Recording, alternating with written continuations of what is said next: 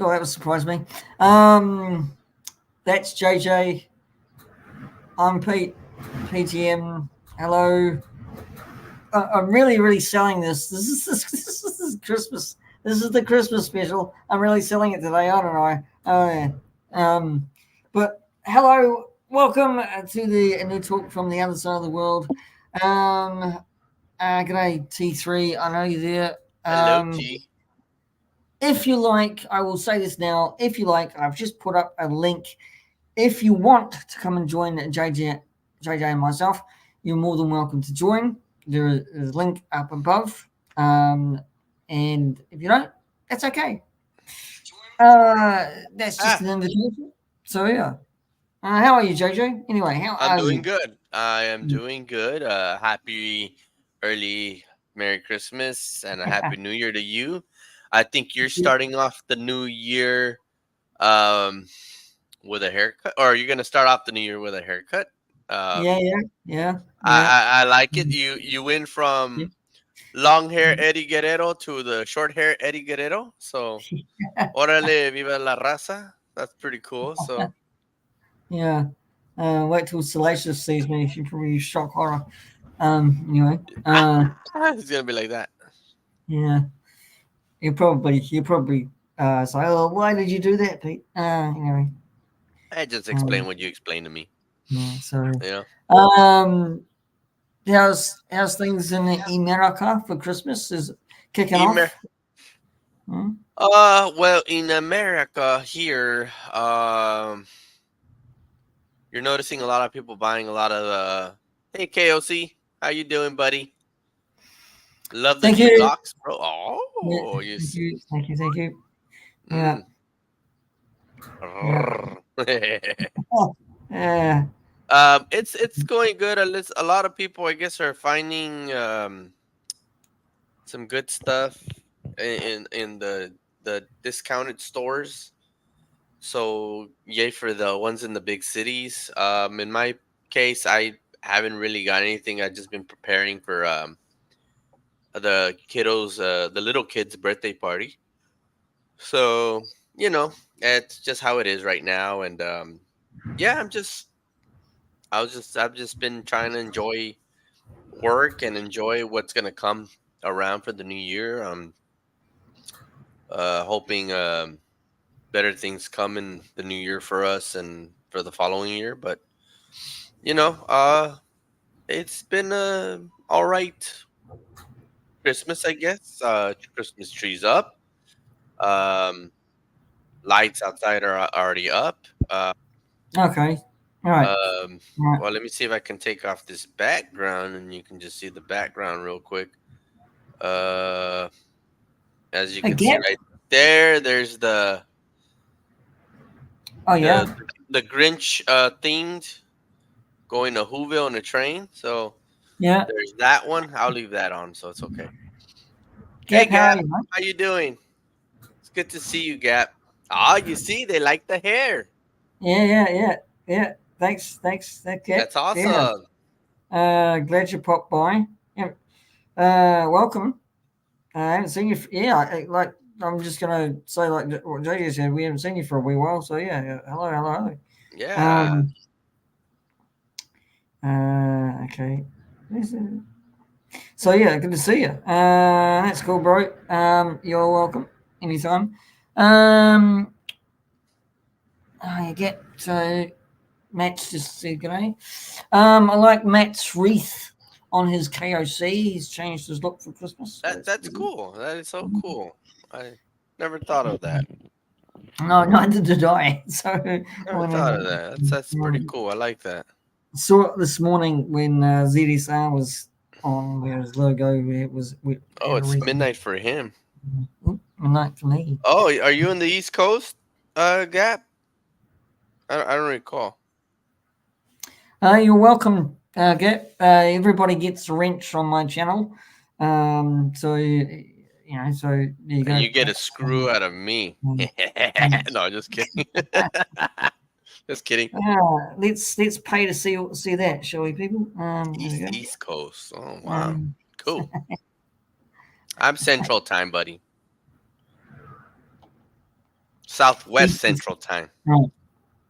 Ah. What's that? That's something different to celebrate Christmas season. Yes. Because we have it. We don't have Christmas lights here in New Zealand. Of course, we don't celebrate Christmas in winter. I suppose we do have a few houses. I think probably display lights all around the house, but not many. We have barbecues, You know, um, in that summertime. would be very interesting for me to want to celebrate. I would want to know how to celebrate Christmas in the summertime like you guys, because that's very interesting. Like for us, it's snowing. We have the lights on. During the snow. I mean it's. I've never thought about you know Christmas in the summer, or like they say Christmas in July. So that's pretty cool. I mean, even for me, I would love to actually have a Christmas in the wintertime. Hmm. Very magical. It's very magical in the US somewhere in some places. It just Snowing. depends on how you want Yeah, it, because if you get a yeah, blizzard, ooh, not a yeah, not a nice true. nice. Yeah. But I would like to have a. I would actually like to have a New York Christmas. You know, you know, big glistening, beautiful Christmas light tree and A snow Rockefeller and tree and all that, yeah. Rockefeller tree and What stuff like I wouldn't that. mind for you is if you one day come and visit. I would love you would actually get to San Antonio Airport, and then the Riverwalk. There's this famous place called the Oh yeah, Riverwalk. It's actually close. If you look at history, the Alamos around that area. And the Alamo was the battle against the Mexican oh army and yeah, all that. yeah, Yeah, where yeah, you heard about David Crockett. But in the yeah. nighttime, they add these lights everywhere, and I mean, it's wonderful to see for the Christmas time. I mean, it gets a little chilly, especially if you're by water. It's always going to be chilly, but it's super awesome. I just want to, I just want to spend, have a spend a magical Christmas like that. We don't. It's like shrimps on the barbie for Australia. Shorts, t-shirt. New Zealand's the same. It's summer. It's nice here. I must admit, it's nice here. I mean, you would come over and just spend it with, going to the beach or something like that with friends and swimming and stuff like that. And Thank you you, know, KOC. so yeah. You know what? Mm. That'd be You would interesting and you would love great. it here. You would love Yeah, it here, because Jim. I Yeah, love a little shrimp yeah, on the barbie. so, yeah. I love You my yeah, seafood. yeah. You would love it here, JJ. I think you would probably love it. So, um, uh, So pretty much, if I were to go over there during the summer, I would actually celebrate United States Independence Day in the winter over there. So instead of oh, shooting fireworks in the heat and having all those hot dogs and stuff, I'd be having something cold, fresh, or no, warm.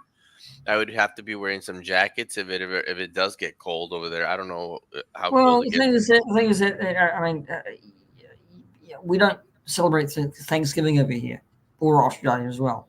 So, you would probably miss out on that if you came over when you came over in Thanksgiving, all right? So, N- and No, no, then no, no. I'm talking about 4th of July, oh, which 4th of July. which I know Oh, you don't celebrate 4th of July, which is the no, independence of United States.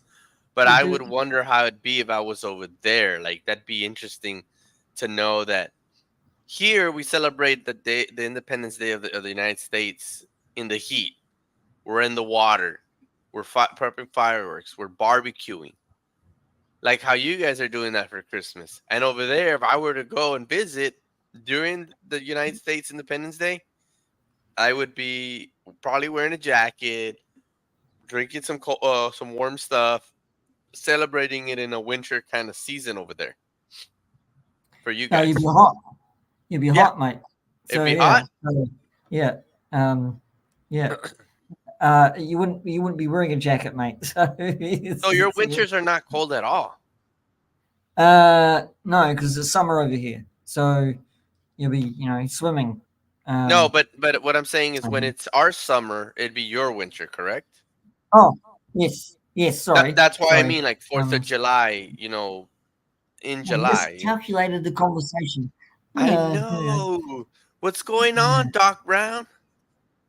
I'm getting old, JJ. I'm right there too, buddy. Here we go. What's Matt say? Matt saying So it's a scorcher today, 34 to 40 degrees Celsius. so that would Yeah. actually be. Um, Let me see. Mm, Pool and beer day. Um, So you're saying that it'd be 95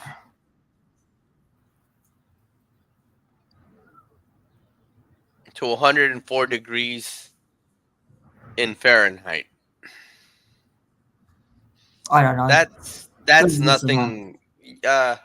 That's what he KOC says. So pretty much KOC, that's nothing to me. We're always here Yeah, in the you're always summers. bloody Shoot, hot. we're at Yeah, 120 to 130 degrees yeah, of yeah, yeah. heat over here. So Thing is, Matt, you're 95 quite to right about 104 is that. nice. Yeah, Matt, you're quite right about that. This summer has been an El Nino weather, so we've been hot and cold Hey, Rolando. all flipping bloody summer. Good to see you, Rolando. Spring. 95 to 100. You're right there. So yep. Always. Quick. Hello, Rolando. Sorry, Matt. Hello, Rolando. Hello, Actually, Rolando.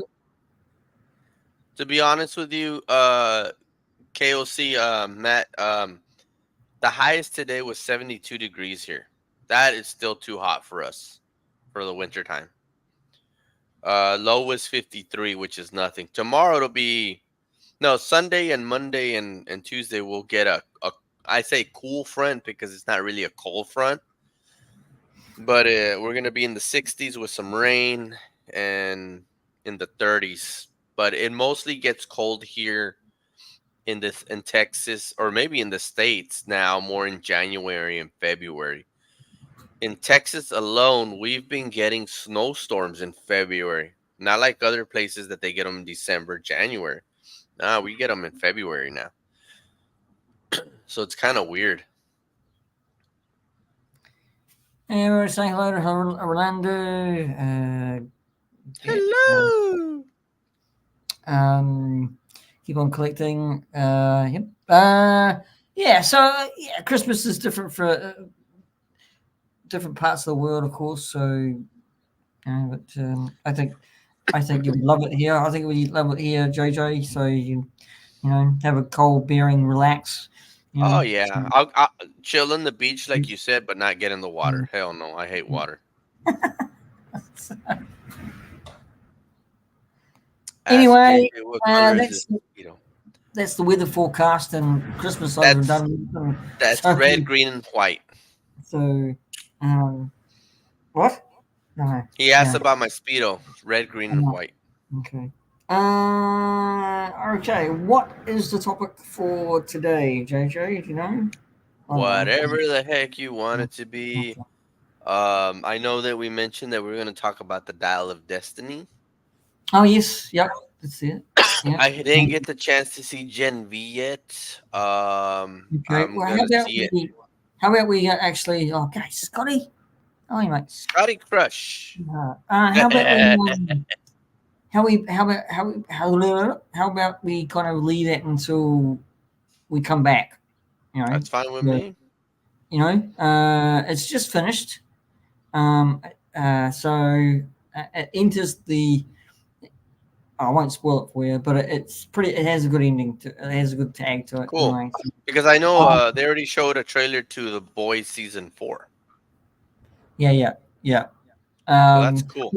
We'll come back and we'll talk about it next. Probably talk about next year. It doesn't really matter. It'll still be there. Our So however, Indiana Jones, I thought not bad. I quite enjoyed it. I really enjoyed it. Uh, it had better elements to an Indiana Jones film than the Crystal Skull. I thought. I didn't mind it at all. What about you, JJ? What about so? Honestly, I really enjoyed it. It reminded me of the older Indiana movies. I don't know, maybe because Uh, the CG for Crystal Skull was a little bit odd. Um, but it's me. uh, So, but I love seeing some of the older characters that came around, from before. yeah, That was pretty cool. Um, I was kind of distraught and kind of like saddened at the fact that his boy got killed in the war. yeah. Um, And I guess but they're meaning really the good, the really Vietnam well War. told though. Really, I thought that was really well told by Harrison. Yeah, it was very Um, sad when he told his goddaughter, yeah, yeah, spoiler alert, guys, spoiler alerts. yeah, I'm sorry. yeah. Um, Um, it was very sad, what he said. Like she's not like, where would you go back and who would you go back? She was thinking, and it's funny because she never thought of it, but she's all like, where would you go back? And she was thinking like that he would go back ancient times, and he said no to stop my boy from going into the army. And it's sad. It's like what to make you proud. It's like no, he did it just to piss me off, and like it just you can tell it really crushed him that um the loss of his boy, you know, screwed him up, and it ruined the relationship of him and Marion, his Marion. marriage. Yeah, Mm, and it's like yeah. damn, like you know, um, it was just sad, very sad. I just that really bothered me a little bit. It's weird. The beginning of in the when he was on the train with the effects I thought weren't bad at all, and that was to me the indie movies of old, really. Yeah, yeah, So yeah. That um, the yeah, CGI. What I liked was that the mm, CGI made him look like he was a little bit older from the Last Crusade. yeah, you know and that's really good. So what my thing is this. I know that this is 1969. No, it would be 1970 because I think didn't the then it's supposedly it's the it's just moon space happened. race. Yeah, It's the the moon moon. happened in Yeah. 1969, but I think that the astronauts didn't come back till like 1970 or something like that. Yeah, so it's around that. You could actually tell it's the 70s because it's the dress sense. I think the Yeah, you had Foxy um Cleopatra coming yeah. out. So I think there was protests around that era as well with the Big Vietnam time. War. Yeah, no, With they didn't want uh so they didn't want they were calling. Well, see, that was the sad part because it brings a little bit of history back. I think if my dad were to watch this movie, hey Gap, you should join JJ and Pete so we can see. That's up to Gap. We're not gonna yeah, it is push. what you get. Yeah. So, um, My dad would be upset about that because um he went to the war. Um his brothers were drafted. His two older brothers were drafted, and he wanted to follow his brothers. And he wasn't able to go. He wasn't going to be able to go because he had a hernia. The doctor told him, "You can't go. You have a hernia." It's like, "But I want to go." And he pushed it, and he says, "Okay, you can go. If you want to go, you can go." So he went by choice, and when he got over there, it wasn't what he thought it would be. Um, it was a wasted war, and when he came back, what you see there was just a protest, but they weren't doing that. Um, it's funny how they did the protesting was happening, and then you have the soldiers of the Navy and all those in the parade. But in real life, when the soldiers came back, they were being spit at, thrown stuff at, called baby killers and stuff like that because uh these people didn't know what was going on in the war. They thought that the U.S. soldiers were doing it on purpose when it was a draft and it wasn't a choice. You know, I mean, for me now being in my 40s, if a draft were to happen right now, I would be picked. But by the way the generation's going, who knows? We might be picked. Mhm. They might Uh, want the smarter ones to go to war. Who knows? yeah, well, Vietnam War was um, well, everybody calls it a war, but also everybody calls it a police action as T3 well. likes So, your hairdo. yeah, yeah. One day, Matt, it's I'll get to that. I'll get to that. Um, one day, Matt, it's too late for me, and I don't want to wake up the What the house. hell happened? So yeah, what happened there, mate? I don't know. It So, did it. oh, done it again. Yeah, I'll be on. Hold on. Um, It's the yes, destiny of nuts. yeah, yes, T3. I had my haircut because I was Hmm. on top of my head, and it was long, really long, down to my shoulders. Everybody knew that.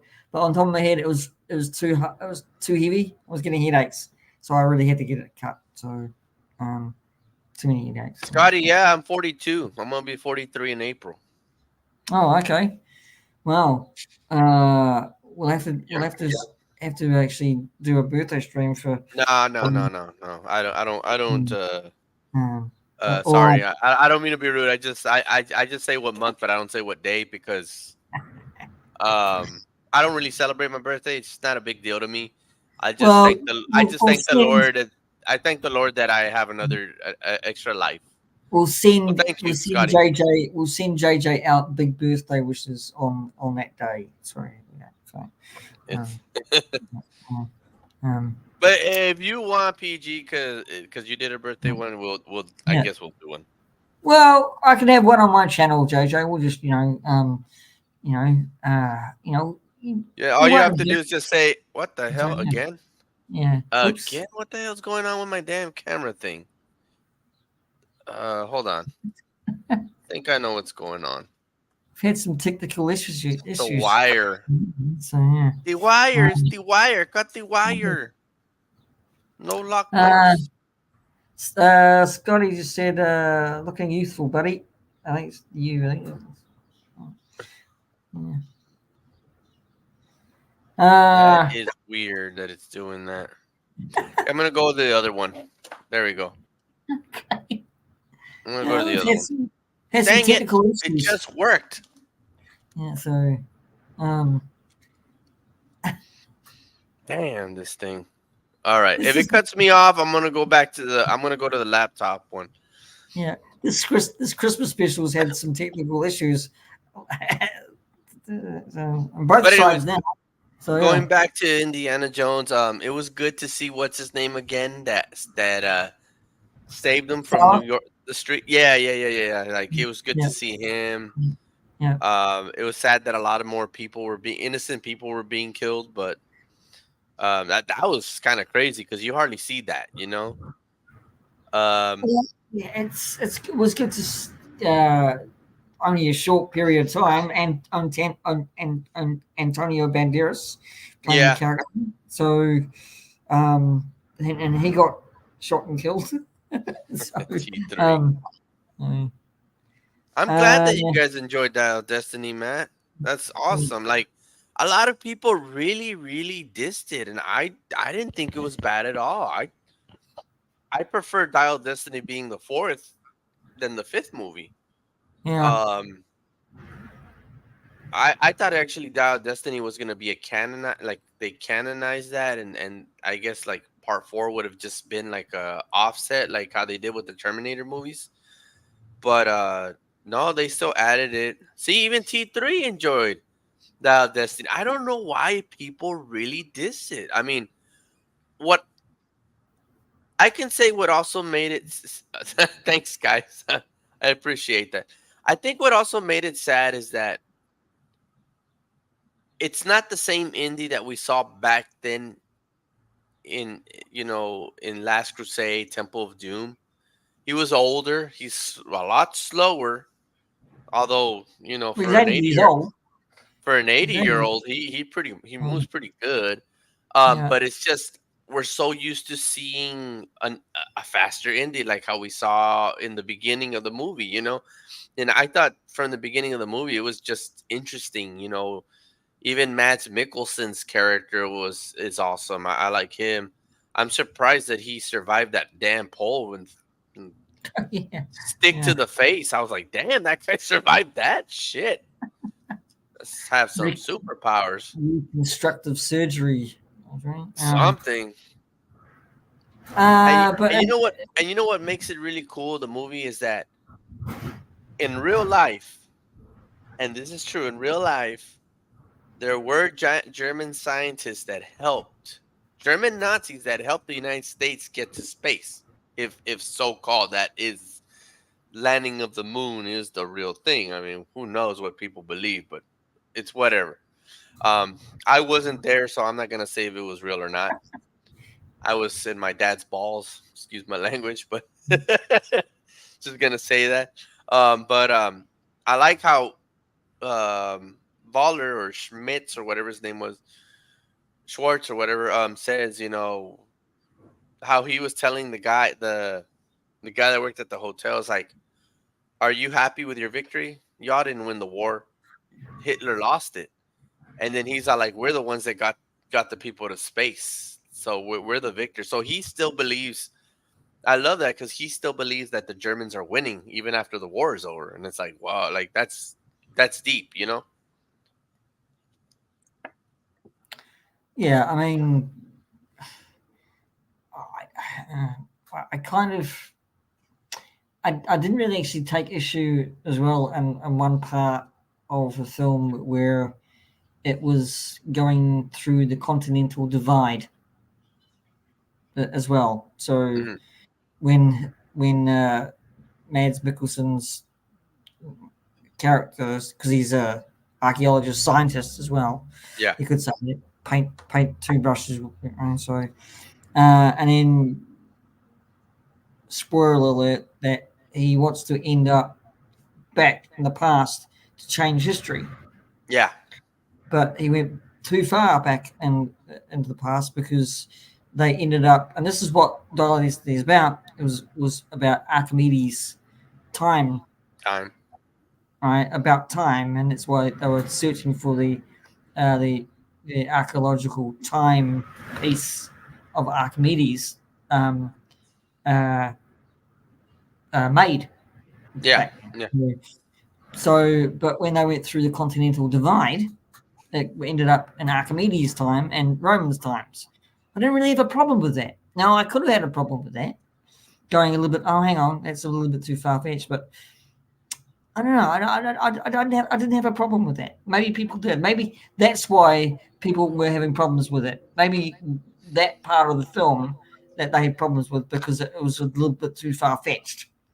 Uh, I would. But I didn't have a problem with it. I thought it was all I right. no, I thought it was all right, like you said, with the Romans and all that, because even Indiana Jones tells them like he wasn't surrounded by um this kind of empire, was surrounded by Romans, you know, and it was like he he kind of told you what was there, you Yeah, know.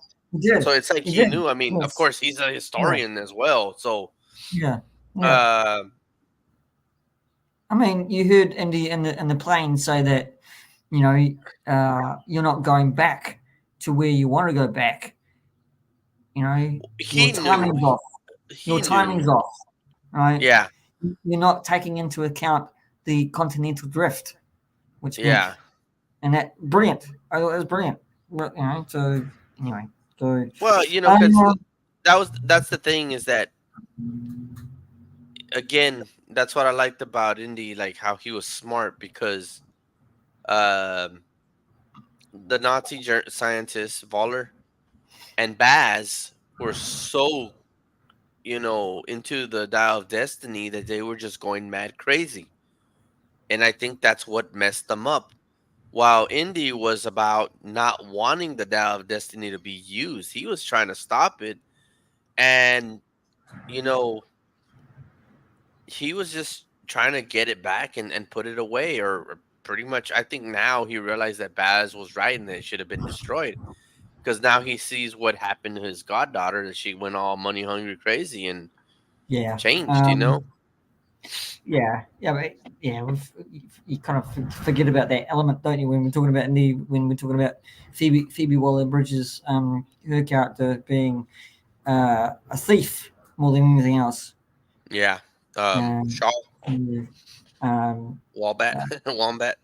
yeah, Wombat, and but it's the correlation that yeah, she did change her tune when I think she was um when Indy wanted to stay in Archimedes times, right? Because he had no life back then because he lost his son, and that's what it was all about. Uh, Yeah. and Indiana Jones losing his son, right? In the war, he couldn't go on. He lost Marion, and he didn't. He, you know, so what's left for him in the 70s? Nothing. So he wanted to live there. So uh, and she talked him out of it, basically punched them, knocked them out, and took them back. So that's um we okay. Hang on. I'm just glad they ended it happy and not with Indy's death like first filmed. Yeah, yeah, yeah. Yeah, I'm glad they didn't kill him off. I think that would have been so stupid. I think um definitely then Dial of Destiny. I wouldn't say I wouldn't have enjoyed the movie, but I would have been like, nah, screw this movie in a certain way. Yeah, Because I yeah, know he's older. I know that things are going on. I know that the fun times are have come to an end, and this is nothing. It wasn't fun for him anymore because he's older. But just, I mean, it's just the way that they ended it. I think was the better way. I mean, we don't have to see Indy die for no apparent reason. Yeah, retire him, but which he was retiring as a teacher.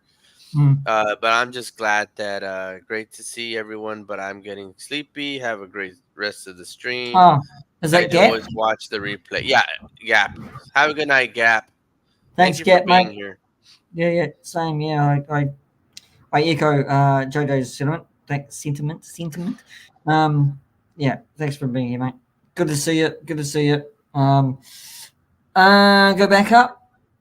Whoops, go back up. Ending Where was are you? brilliant. Made me Um, tear up like a big baby.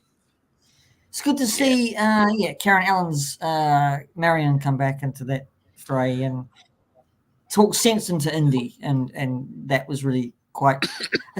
Was a quite tranquil, nice ending to it, but beautiful in a sense. I think. And hopefully it puts him at peace, and um I hope that maybe y'all also it'll, in a way, Helena will be the child that he lost, that can be the gain, and change Helena's way, Yeah, and yeah. love his goddaughter like a daughter, And because his I think, goddaughter with his goddaughter with her young friend as well, which is family. You know, it's yeah, yeah, the little Egyptian boy, or whatever, or yeah, Moroccan boy, yeah. yeah. I forgot his So name, but yeah, yeah, yeah. yeah, um, Smart kid. mm, Um, well, it's cool to see that, because there's a lot of kids. Like, I know it's a movie, but to see it, like, even Jabari, the grandson, he was also like 1956, and it's like, good job, like, wow, Jabari, like, even Indy was impressed, and it's like he says, they watch a lot of TV, but they know their history, and I think that's what was good about this movie. What's his name? The one that really got to me a lot in this one was what's his name? The one that he comes out in Sons of Anarchy. He comes out in Logan as one of the Reavers. What's his name? I forget his name, the actor's name, but the blonde guy. oh, you mean Holbrook, young Yeah, yeah, yeah, yeah, Holbrook? yeah. Yeah, yeah. He Um, he kind of he kind of got to me a little bit in this movie. Like, I just couldn't. Um, get it. I couldn't stand his character, which is a good thing because Yeah, I always yeah, believe that yeah, I agree with that. there's two different types of Mm. not getting into their character, like not getting. I'm sorry, getting to somebody's. No, let me rephrase that. There's two versions of you can't stand that character. With him, it was that I can't stand him because he was kind of annoying. So it really didn't make me care for his character much. But there's also those characters that I dislike because they make you dislike them and they're doing a great job in that at role. But I didn't feel he did that in that role. I don't know. It was Yeah, just yeah, I he didn't kind of care for. frustrated me as well. Yeah, he kind of frustrated me as well. Yeah, I think it was. I think he took it. For me, he took it. I don't know whether his character was or, he took it too seriously. Yeah. Now Too the convincingly, other and big Russian or big German was the guy um, that was more interesting to me because he was always quiet and hitting, like knocking the crap out of yeah, people. And Indy tries to hit him, he's like, yeah. "Oh shoot," you know. But yeah, I mean, Holbrook, he's a good actor, but I think he just a little bit went over the top with his character. Maybe I don't know. Maybe I don't know. Maybe James Mangold wanted him to do that, but I think he was a little bit too intense Well, I for mean, he's some. worked with Mm. James Mangold before. He was in Logan with Yeah, James Mangold, and he did yeah, a better yeah, job in there as a yeah. Reaver. But in this one, I don't know, something about him it just was annoying. I don't know. He was just the one that And I was just like, just get like there was no need for him, really. I felt like there was no need for him. shooting everybody. Just, I don't know, uh, but I was just like, nah, there's no need for this guy. But yeah. it is what it is. It doesn't take away anything from the movie. I give it an 8.5 out of 10. Yeah, I would probably give it an 8. Probably not 8.5, but just an 8. I think so, yeah. Um, I like my points. Okay. um, but no, it was a good indie film. It's sad that I don't think it's going to be recast, and if they do, who or whom? Um, Well, so honestly, I mm, don't want to see another recast. I don't even want to see another indie movie. I think this should be the last one. It should stay that way. Indie should not be like James Bond. James Bond's totally different, compared to Indy, and I think Indy is yeah, its own person. Um, it's like if you get somebody for Iron Man instead of Robert Downey Jr., you just can't see that, yeah, you yeah, know. yeah, So it's the same yeah, thing with Indiana Jones. Now, I think the one guy that could have done it, and he would have been a little bit younger than Harrison Ford, or I know he would have been a little bit up there in age, was River Phoenix, but he passed unfortunately. He looked like a good young Indiana Jones, but yeah. He played the young Indiana Jones in the Last yeah, Crusade. Yeah, so you're right. So yeah, so and he would have been really good. they were aiming for that, but yes, sadly he passed on the Viper Um, Room I know that outside. So I know that they were thinking of Chris Pratt, but I just can't see Chris Pratt mm, as an indie. So I think that's it for indie. I don't think there should be any spin-offs or female Indiana Joneses or anything like that. Just keep it to Die of Destiny as the last one, and that's it. yeah, I mean it's been a good run. I think yeah, it's good. It's good to stop it now and not test the water. You can Yeah, say. well, I mean, because they're Yeah. there was already. I mean, they've kind of gone through a lot of the science and science fiction, in everything. You had the Lost Ark, Raiders of the Lost Ark. You had the Lost Ark, kind of like Pandora's Box, Temple of Doom, of course. The crystals and Stones, stuff. yeah, crystals, Yeah. yeah. Then you had the Uh, Holy Grail, which was science, but at least and also religion at the same time. I think that's why I like the Last Crusade a lot more. Um, Chris Kingdom, the Crystal Skull was about aliens, you know, up there, the space stuff, and now Dial of Destiny was about time. So I don't think Mm. there's anything else to conquer when it comes to science and with you know the stones, the Ark, the It's Holy so. Grail. Hi, Sai. The Grail, the All right. time, and the aliens. I don't think you should do anything else. You know. I mean, they're running out of decades as well to actually do anything basically in that same vein, but also they can, I guess, do something. But I just think they should recast or revisit. They just stop it there, and so look, yeah, Harrison Ford just said, yeah, that's it. Then no more Indiana Jones. So goodbye. You're left with those films. So, Yeah, I think that should be the farewell. I don't mm, think. Hey, Shabby. hey, Shabby, uh, Um, it was watchable. It was Shabby, all right. Nothing special, but it was all right. what was that? Um, You, I you Shabby, you can come on board. The link's there. Tell us why. Si, you can come on board. Anybody can come on board and say their piece. You know, and you're quite welcome I, to. I So, mean, Shabby's point, is like it's all right, nothing special. Yeah, I mean, it might be to some people it was nothing special. I mean, it wasn't special to me. Now, can I say it was a lot more enjoyable than four? Yes. Again, now they've made four and five. Should they end it at five? Yes. But in my heart, still, it should have ended in the Last Crusade. Plain and simple. well, I'm waiting till these plus show it. Show It's I don't know if they have it over there, but it's already on Disney Plus. But It's okay. it's already on there. Sorry, what's going on with your Disney Plus? So, um, Shabby mate saying good day, and Melinda saying hello, hello, hello. You still have the StreamYard pinned to the top? Yeah, I do actually. Should do. You do? Okay. And, Just uh, wondering.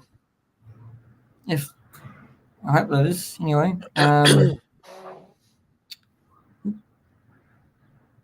Let's see. Hang on. Not in the UK until the 22nd. What the Oh heck? well, That sucks. really? That is Uh, crazy. It's not even out on DVD or Blu-ray yet either. So For you it's weird. guys? Yeah. Because we already have it over here. Okay. It's not here. On Huh. Blu-ray. So um. Okay. Can anybody tell me, is the link posted up? Because I did pin it.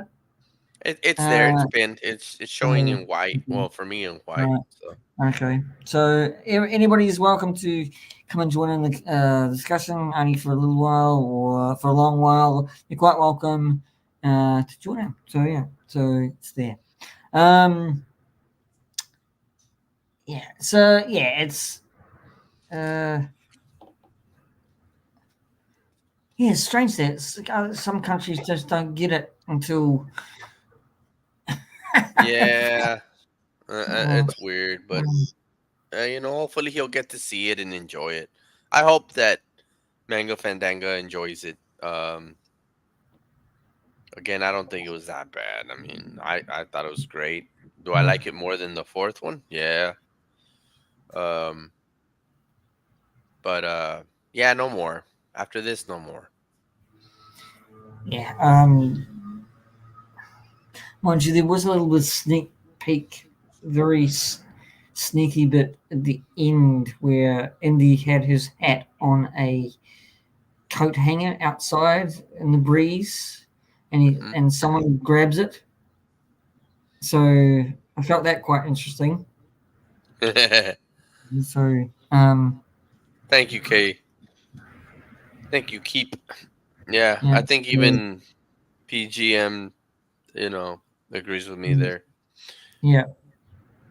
Don't touch it. No more touchy. Don't touch. No Don't touch. touch No. me there.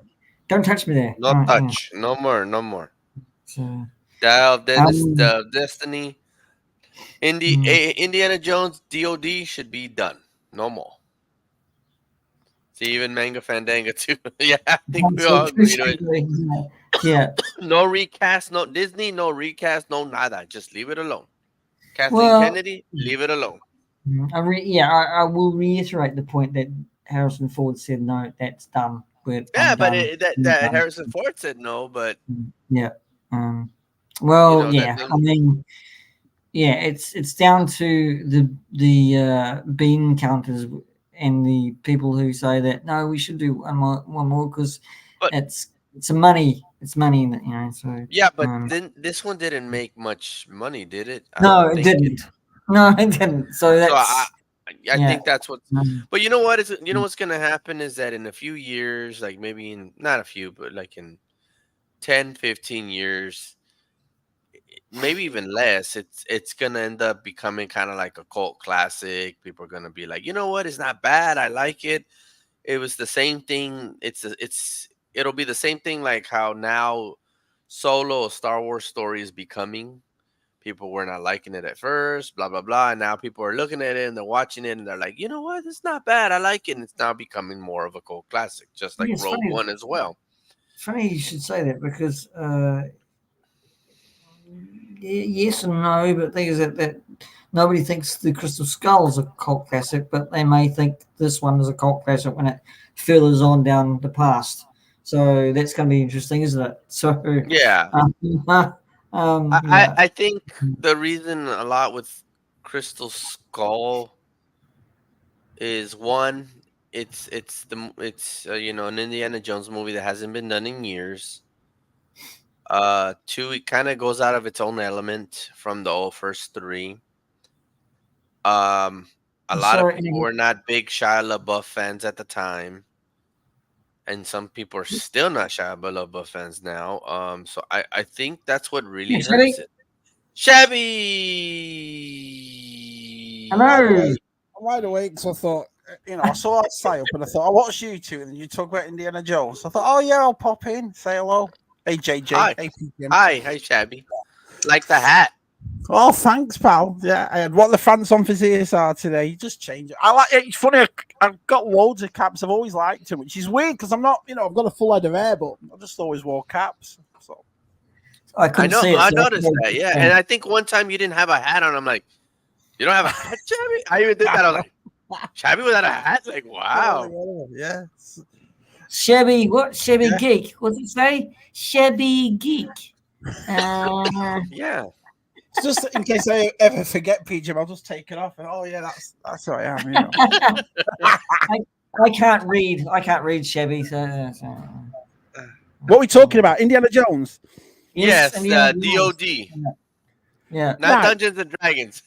Not Dungeons and Dragons. I like that. Wasn't bad. That to tell you the truth, I You know enjoyed what? that one. Yeah, the thief ones. Yeah, that wasn't. I was very shocked that that one did pretty good.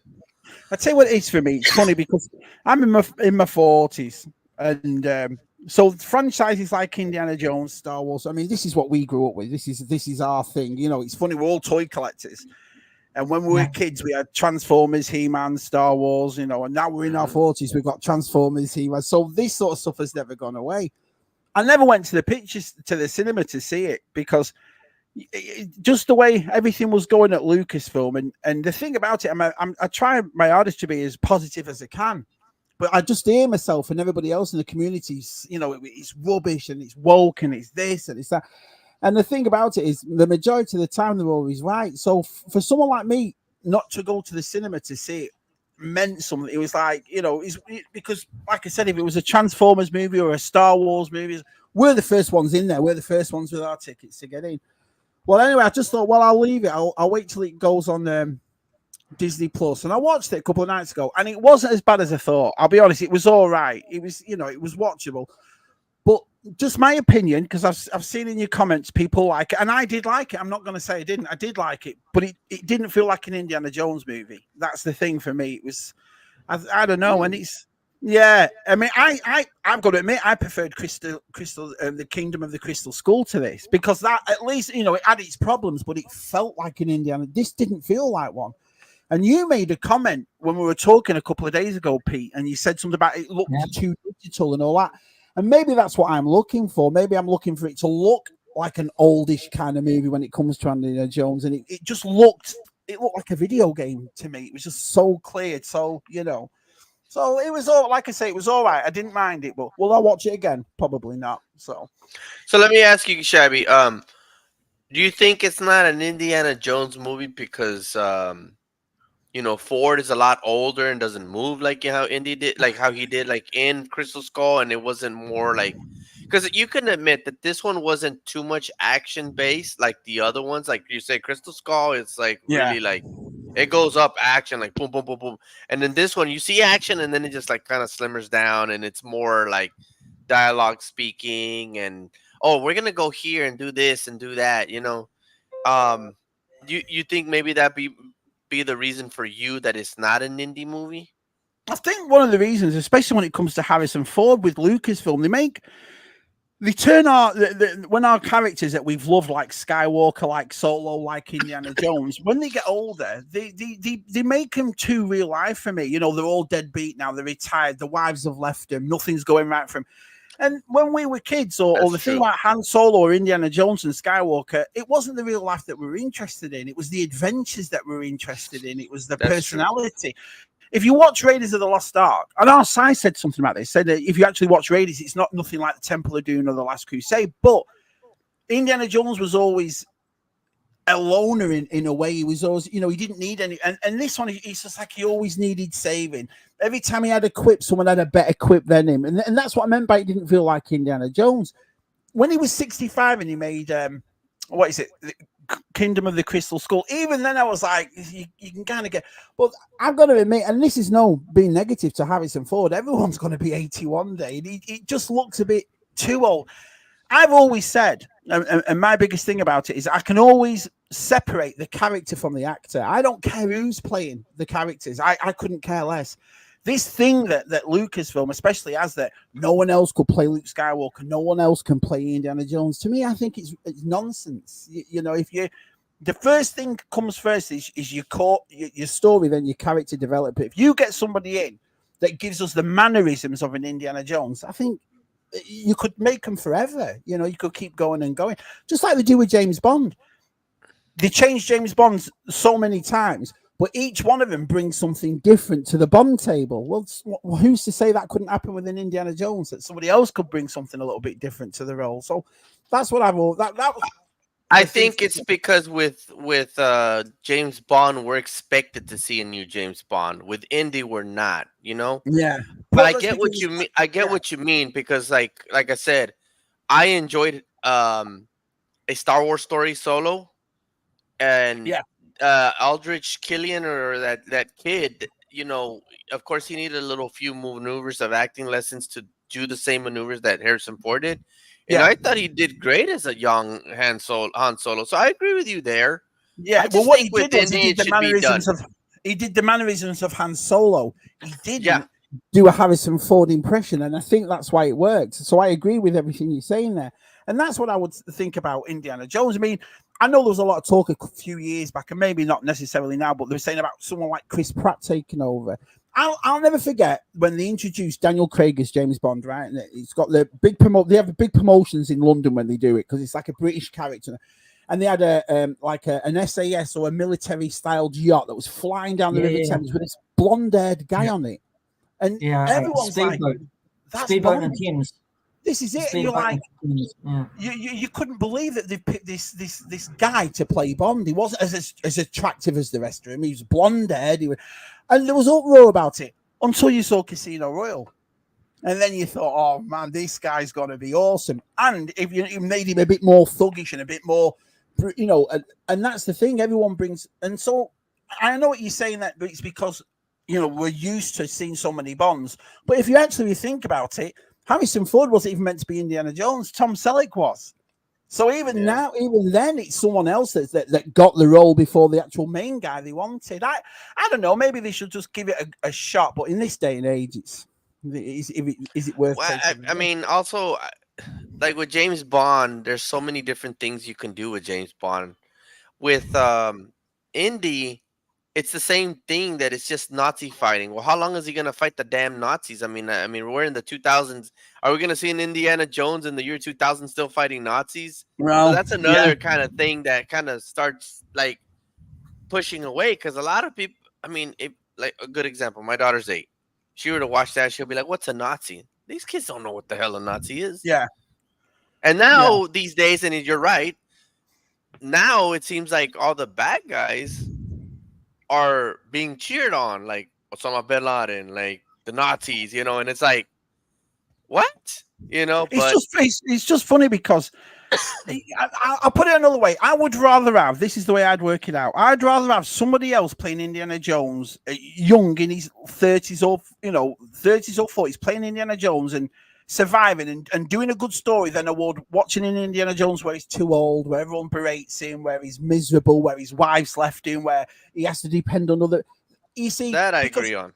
that I'd rather do. I'd rather, because if I watched the new Indiana Jones and I thought, well, the guy was like you've just said, JJ, about Alden Ehrenreich playing Solo. Well, he was all right, but I enjoyed the movie. That's the thing. I'd rather do that than go, yeah, but he sat there and I don't know. It's like they have to have this. It affects me. It does because I know these are all made up characters, but the characters are Luke and Indiana Jones, and so they mean something to us. We grew up with these guys. Remember, this is before internet. This is before you watching social media and seeing these interviews on Instagram and everything. This is when we could only watch them on an interviewed show at a premiere or actually watching the movie. So they mean something to us, these fellas. And to grow older, and you just think to yourself, well, is this how they're going to end up? You know what I mean? His wife leaving him and all that. And then one of the biggest thing about Raiders was his relationship with Marion. And that's one of the best things about Crystal Skull. It's the same thing where they got back together. And now you watch this one and the divorce and you're thinking to yourself, you kill off more, which is fair enough. I understand. Well, remember what I said to you in a discussion, right? That movies evolve with the technology. Okay, so Yeah.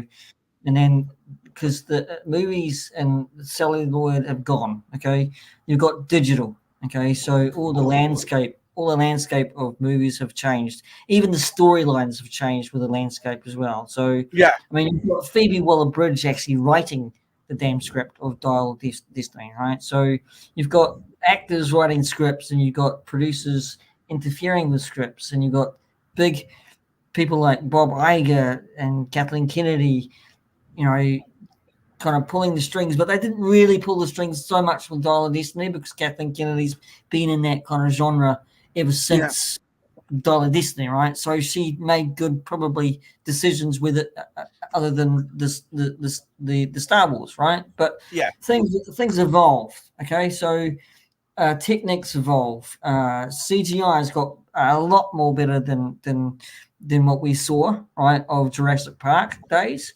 They've got way better, but the times do change with the landscape of acting and actors and all that kind of landscape of storytelling, right? So that's how I see it. That's I mean, yes, there are arguments of saying, and I'll backtrack here. Sorry, JJ, I'll backtrack and say, look, there are arguments of saying that yes, put another actor into Indiana Jones and see how he does, like, right? Okay, but there are all instances in saying that okay, if we do this, we've got to do it right and get the right actor. But is that going to spoil the franchise? And should we just stop it? I mean, again, I will reiterate the point that Harrison Ford called it a halt on everything almost. He said it himself. I think in a quote or something, right? An interview, Shabby, JJ. That's it. I'm done. We're done, right? And there's going to be no more Indiana Jones, and that So who knows? Who Maybe knows? Yeah, but there's another thing too. I know you. I understand completely, and you make perfect sense what you're saying there. But I also heard that this movie had about 4 or 5 different endings. They had to reshoot different. One where he died, one where this happened. Right. That's the thing. Why? I mean, you're always going to affect somebody. But the thing about it is, you've got to take risks. all this talk and all this progression, I'm all for. Listen, I understand things evolve. But what they're forgetting is the one important word that why we watch this is entertainment. That's what we're watching it for. We're not watching it to learn. We're not watching. I mean, we've all watched Transformers. It's just popcorn movies. Rocky 3. You just sit there, stuff in your face, entertain for 2 or 3 hours.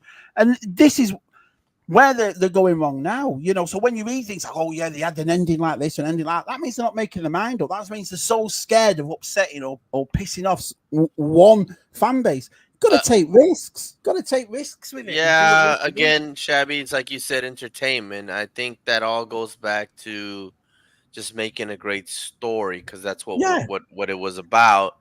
We all forget everything. Well, I mean, I don't know if it's about forget. I just think that you guys were saying, things are changing to where, look, everybody wants to be a damn critic, okay? Now, I'm not a critic. I'm not a critic. I go in with open arms, open eyes. I even saw fucking Zoolander 2. Excuse my language. I saw Zoolander 2. Language. And god damn, that shit was trash. Excuse my. I was expecting more, and people were telling me it's trash. Well, I'm gonna watch it. People were talking about Destiny. It was trash. I enjoyed it. But yeah, I just think that and to be honest, it's going the same way with sports. I can agree on that with sports too. Everything is becoming political or woke and all that, and that needs to stop. It's just characters.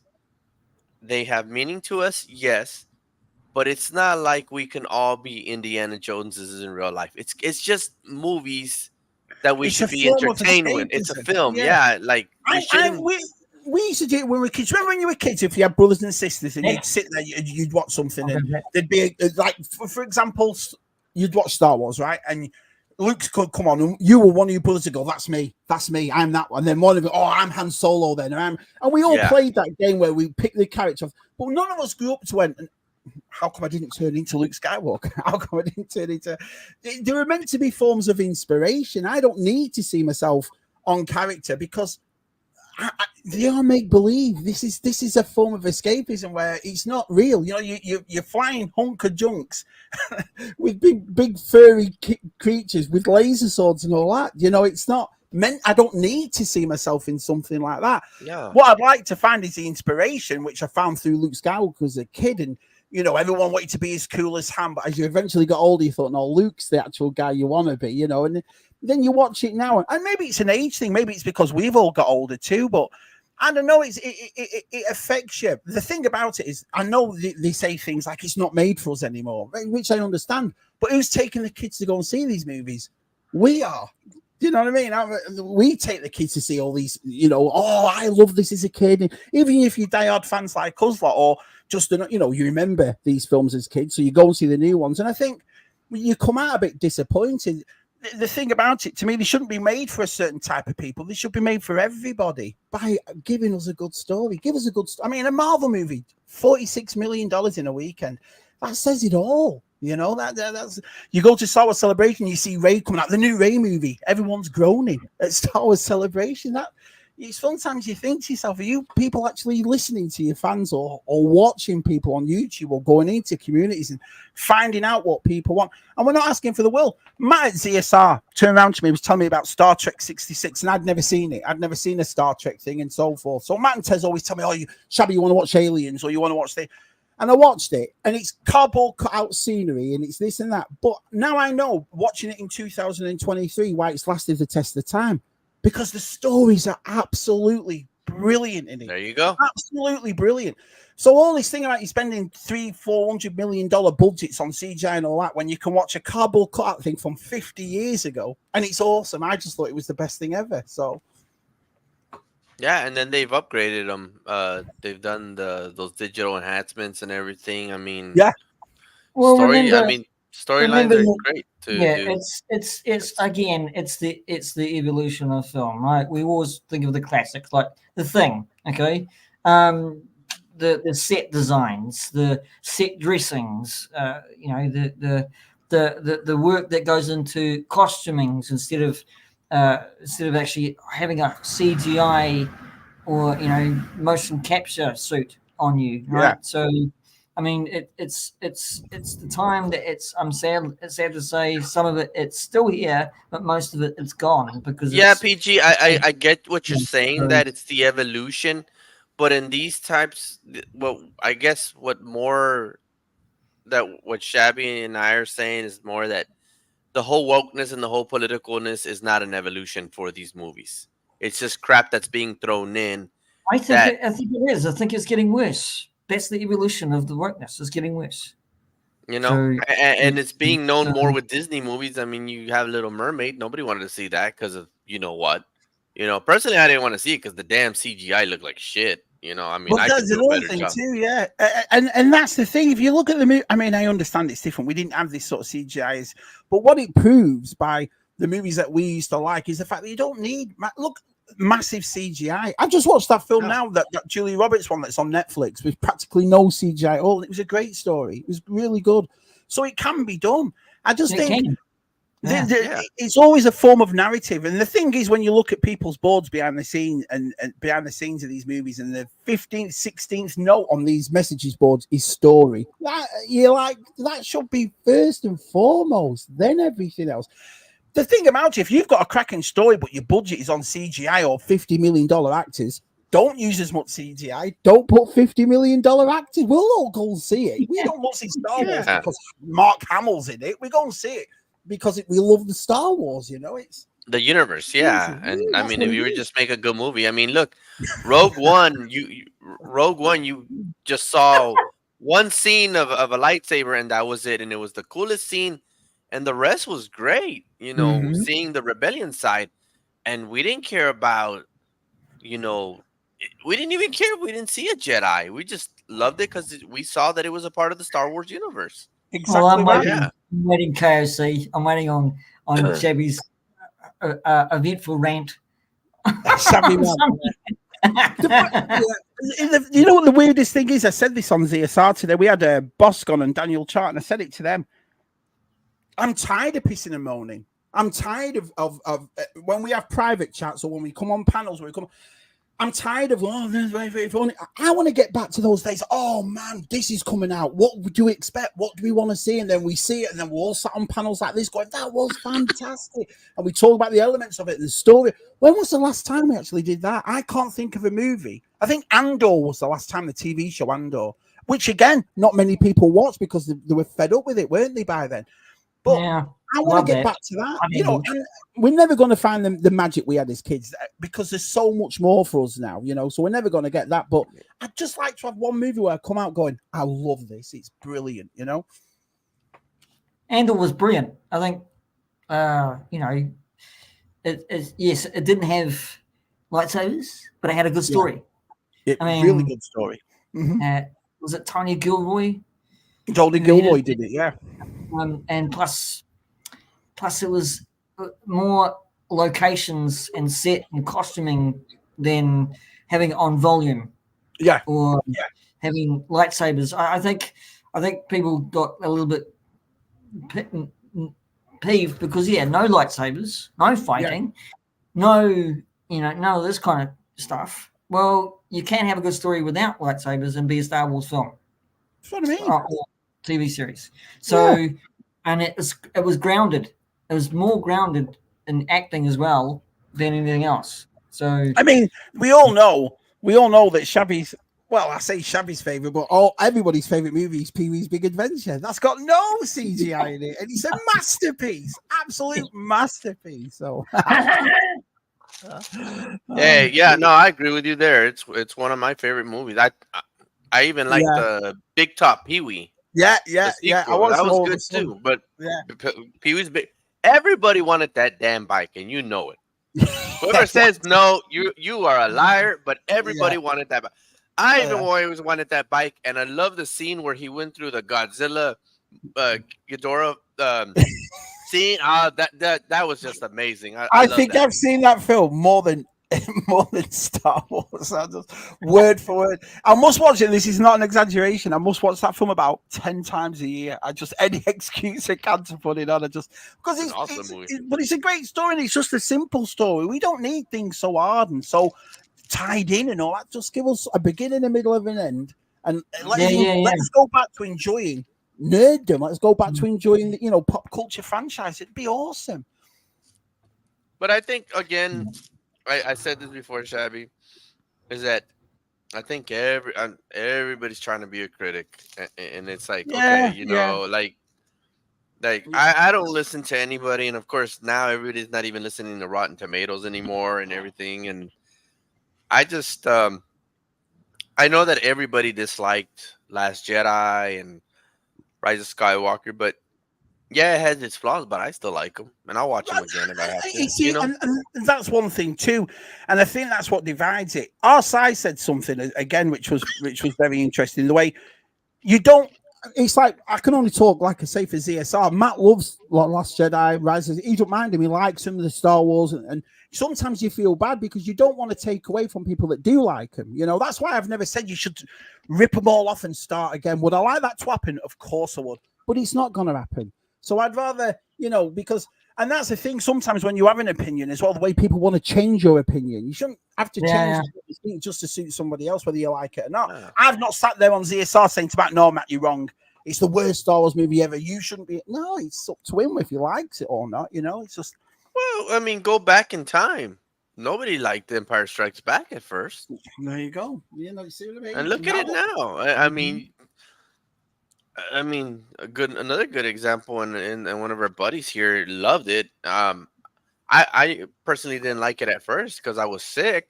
Was Eternals? I didn't like the Eternals. I didn't mind Eternals. Yeah, it was. But then again, I was with COVID. I was sick. I was watching it all with COVID, and I wasn't enjoying it. And watched it again, and I'm like, hey, it's not that bad at all. I liked it.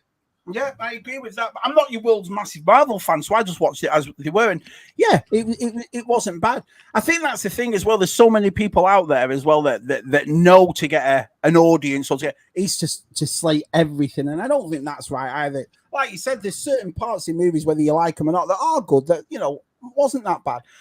I didn't really particularly enjoy Ahsoka. The last episode was awful in my eyes. But there was some bits like the Balin Skull and the Shin characters were fantastic, So there's always good stuff you can take out of everything. I think we kind of disappointed on the last episode because terrible. Shadow Warrior and Far Far Away were just exciting to just see Anakin back and seeing Thrawn back. So once we started seeing 7 and 8, it kind of trickled down the excitement.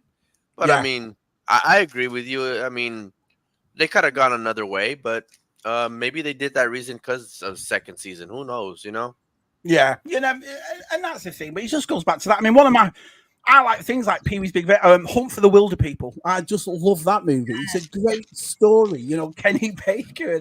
The way I just love things like that, And Kenny Baker.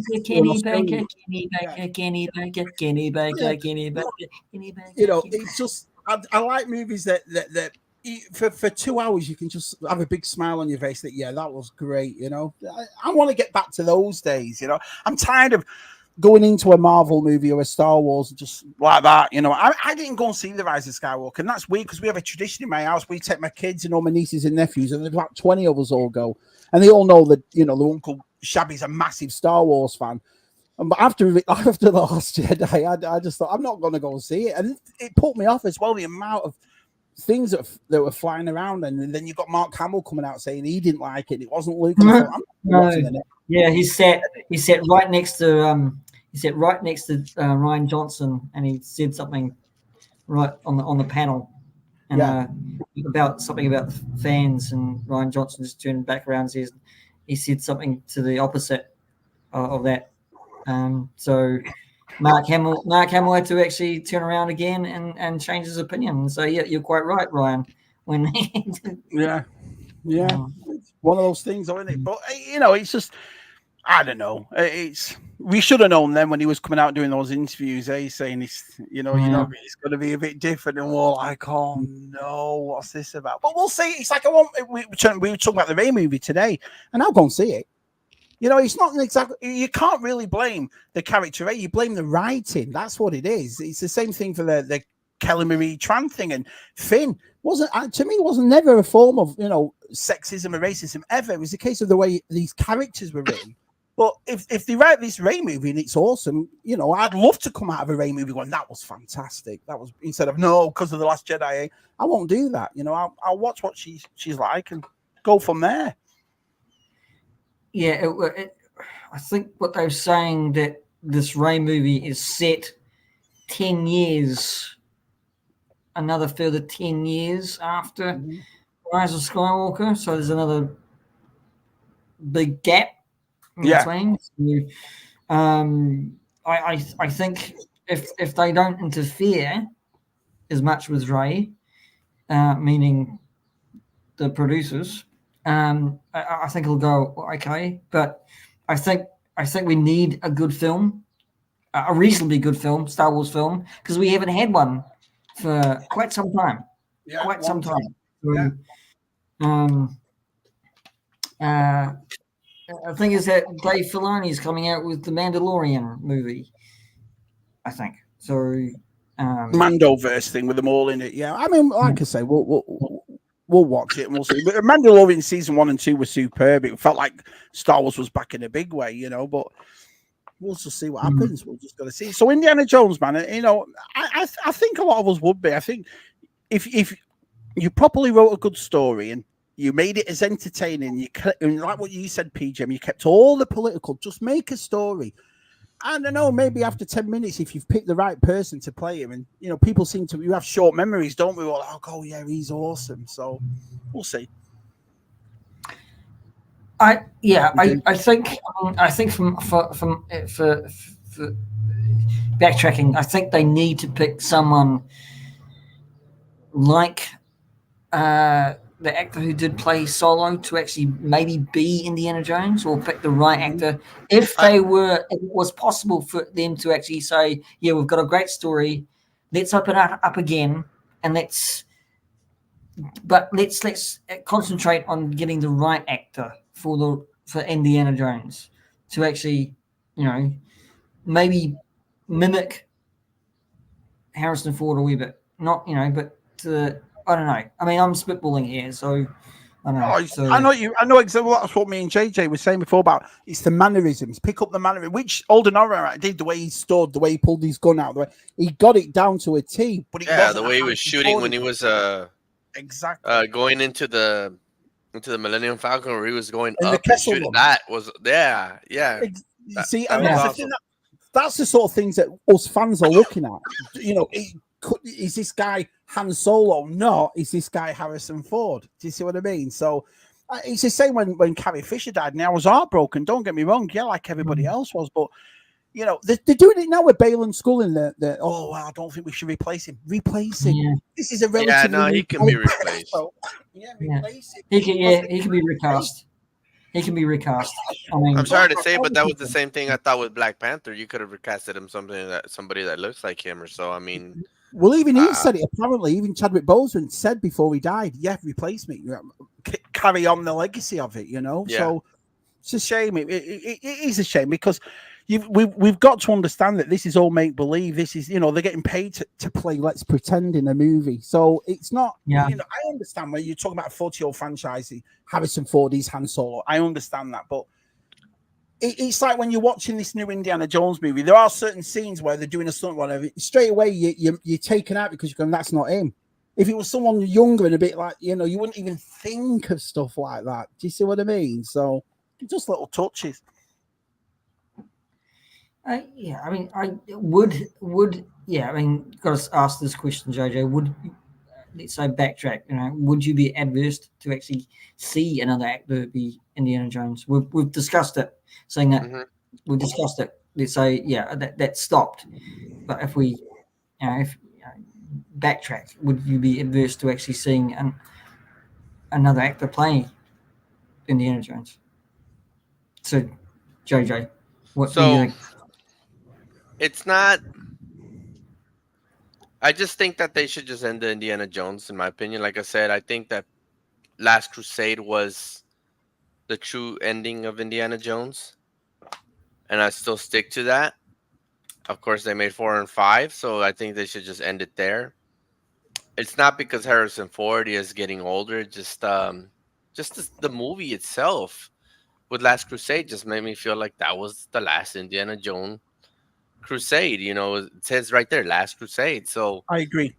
getting another character, if they want to go that route, that's their choice. I mean, again, my opinion, I just think they should end the Indiana Jones, not because of Harrison Ford, but because of the movies are just changing and they're different. And again, Last Crusade was the last one, but if they make another one with somebody else, that doesn't mean I'm not gonna see it.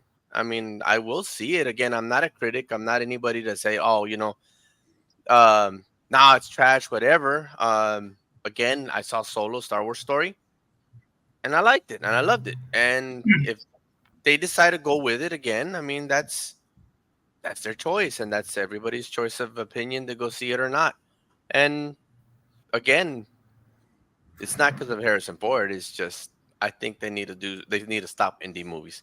Yeah. Again, it's the same thing with the original OG Star Wars movies.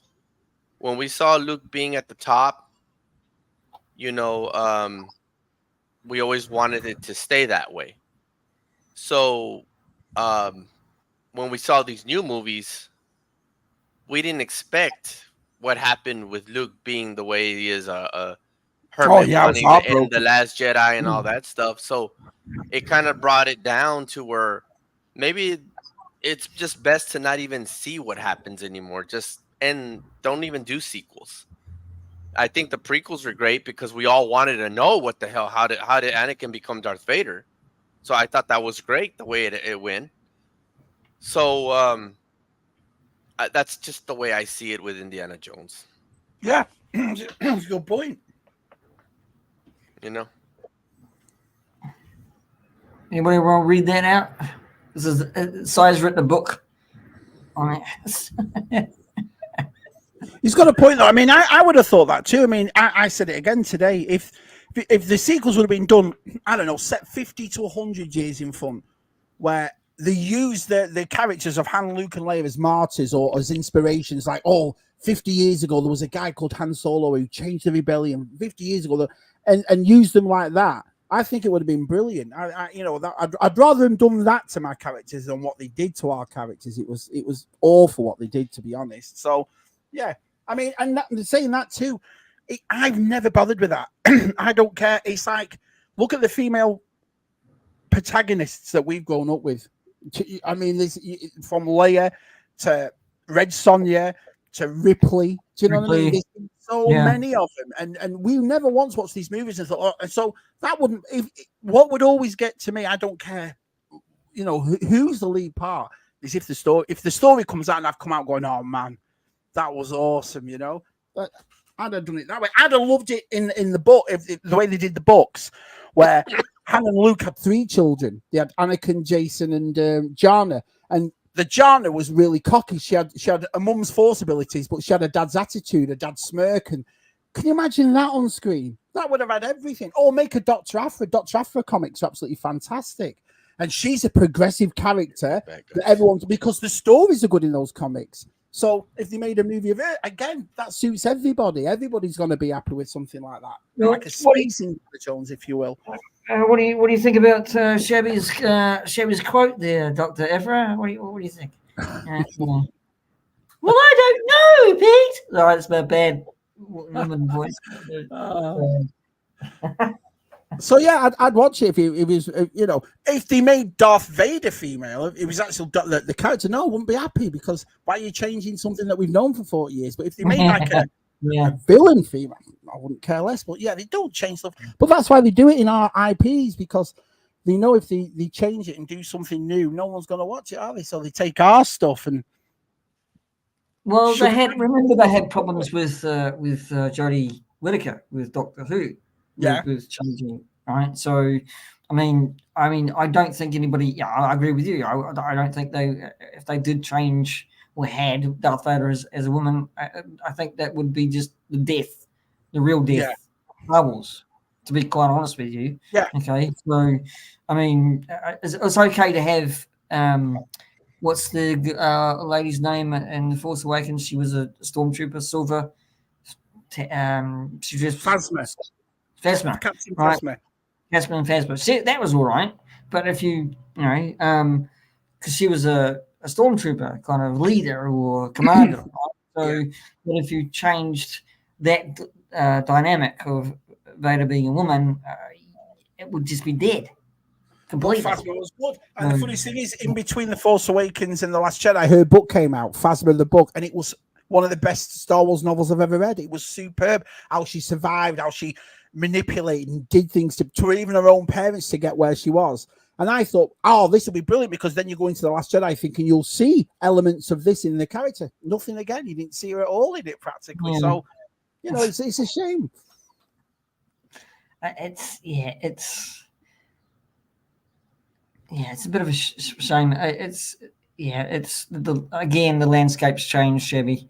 Massively. Which is, listen, I mean, the nicest thing is we've always got our movies to go back and watch anyway. And like I said, we're not people to watch them once and that's it, are we? We've watched these movies thousands, and they still give us a smile on our faces, don't they? So, well, I've really got to kind of actually watch Empire Strikes Back. I haven't seen that for a while, so I might gonna revisit that and watch it this weekend. Yeah, I do it Christmas. That's my out of all the Star Wars movies, that's my Christmas one. That's the one I have to watch at Christmas. Empire. So, because I just like the lines. I keep on mimicking them lines every time I watch the flipping thing. It's just like, he's now good to be dead. So it's just like my head's going, shut up, Pete. Shut up. Let them do it. I just watched the Christmas movie with my son. I watched. I've never seen it before. Muppets Christmas Carol with Michael Caine. I've never seen it ever. I thought, I'll watch that. It was great. Yeah, it's weird. Yeah, it's pretty good. There's been loads of movies I haven't really seen that I'm trying to catch up on. So I thought I'll watch that one this year. And yeah, I loved it. It's a Wonderful Life. I only watched about 2 years ago. Never seen that until about 2 years ago. So I loved it. Still yet to see that. It's good. Yeah, I mean, Jimmy Stewart. Jimmy Stewart. Oh wow. Sorry, it's a bad impression of Jimmy Stewart, isn't it? It's all right. I'm Jimmy Stewart.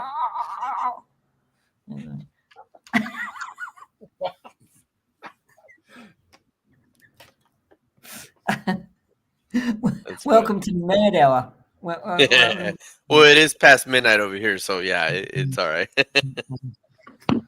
So yeah, no, but I agree with you guys on a lot of the things, and again, I think a lot of us just do have opinions, and it's great to have those different opinions. It's like you did say, Shabby, like you don't want to go to somebody who actually likes a movie and be like, no, you don't see it as trash, and you know, and and that's another thing is that people need to stop being like, if you see a movie as trash, like let's just say a good example, like you say Big Top Pee Wee was trash, and I'm like, no, you know what? I'm gonna cancel you. You need to be canceled. That needs to stop too. I completely agree. Everybody's entitled to an opinion, whether you like it or not. But you shouldn't just shut somebody up just because if you don't. I mean, again, like I said, if you don't like it, just don't watch anymore. I completely agree with what you're saying, and that's the thing. Sometimes I do. I said it today. Sometimes you feel like you have to watch what you say just in case you're somebody. But after a while, you just say, you know what? I'm just going to say it's my opinion. It means nothing. You shouldn't get affected over the fact that someone likes or dislikes something. What I like to do is have like we're doing now, have a good debate about it and question about it, because I can see why people, if there's something I dislike, I want to learn why people do like it and what elements in it are good. It's better to look at it that way. Yeah. Welcome. He got that Luke Skywalker haircut. What? Hey, Pop. How you doing, Pop? Pop. Excuse me. Pop my culture in plastic. G'day, mate. How are you going? What's that? We need Stu to make a TV commercial on Pete's hair. Good. Well, stop him making ones of me. I mean, unbelievable. Yeah. Well, you'll die here ads. Yeah. Yeah, that's funny. So, Luke Skywalker. Yeah. I think it knocked about 10 years off him. He looks great with it. So just looks Well, younger. Thank you very much. Yeah. Well, I feel lighter. Not Well, I mean, I can't really say because you're a lot smaller, so I can't really say with your long hair you look like meatloaf. So I'll just say you look like malt loaf. You know what I mean? Do it that way. But now you look ace. Yeah, you suits you. It looks good. it's good to have it all because it's summertime over here. I don't know whether it's going to get hot or not. So Yeah. having all that long hair is going to just go sweating like a Just fucking dye it blonde. church man. Right? Yeah. Oh yeah, do that because it's weird when people dye their hair. Well, you did it on accident, didn't you? I knew you'd say that. So, oh. Yeah, he does. He's looking very suave. He is. Yeah. Have you had long hair for a long time, Pete? Because ever since I've known you, for the past 4 or 5 years, you've had long hair. So I have. Yeah. I had that over. God, I had over 6 months. Well over 6 months. So I just kept on growing and growing and growing until it got to here. I mean, everyone saw it, right? It got to here. So I was in the barber shop. I was in the barber shop and I looked at this mirror up on here and going, fucking hell, Pete. Yeah, you like Crystal fucking Gale right down to your bloody butt. So I know that's a singer who's got hair all down to her buttocks. Bad joke. Bad. Nobody knows who Crystal Gale is, Pete. I love Crystal Gale. Love Crystal Gale. Don't know who that is. So. Oh, country and western's finest, JJ. Talking in Your Sleep, classic song. Brilliant. I'll check it. I'll check her out. Check it out. Yeah, she was gorgeous as well. I think she's Tammy Wynette's sister or something like that. She was a relative of someone very, very famous, like Tammy Wynette or Loretta Lynn, somebody like that. But yeah, she was very pretty, Crystal Gale. Check out. Let's see. That's why I didn't get a laugh out of it, JJ, because nobody knew who she was except for Shabby and I. So that was I told you. Oh, okay. Okay. I got you. I know. Okay, now I know who she is. I never knew her name. So I'm just actually scrolling down. Really. I told you you look like an Eddie Guerrero with long hair, and then Eddie Guerrero with the short hair. Yeah, very skinny Eddie Guerrero. I've got no muscles on me, so.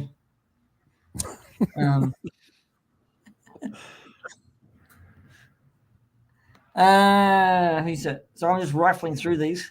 I'm like Matt today, who rifled through his ZSR Mention your butt, new haircut, comments and all today that. like wildfire. So it's a good one today, though.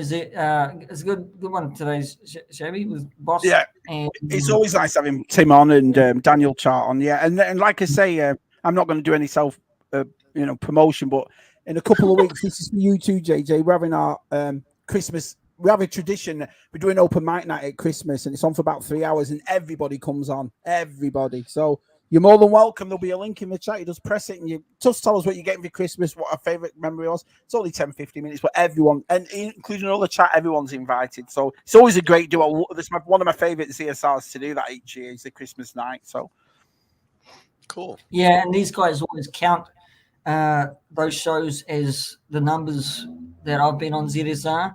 Yeah, right.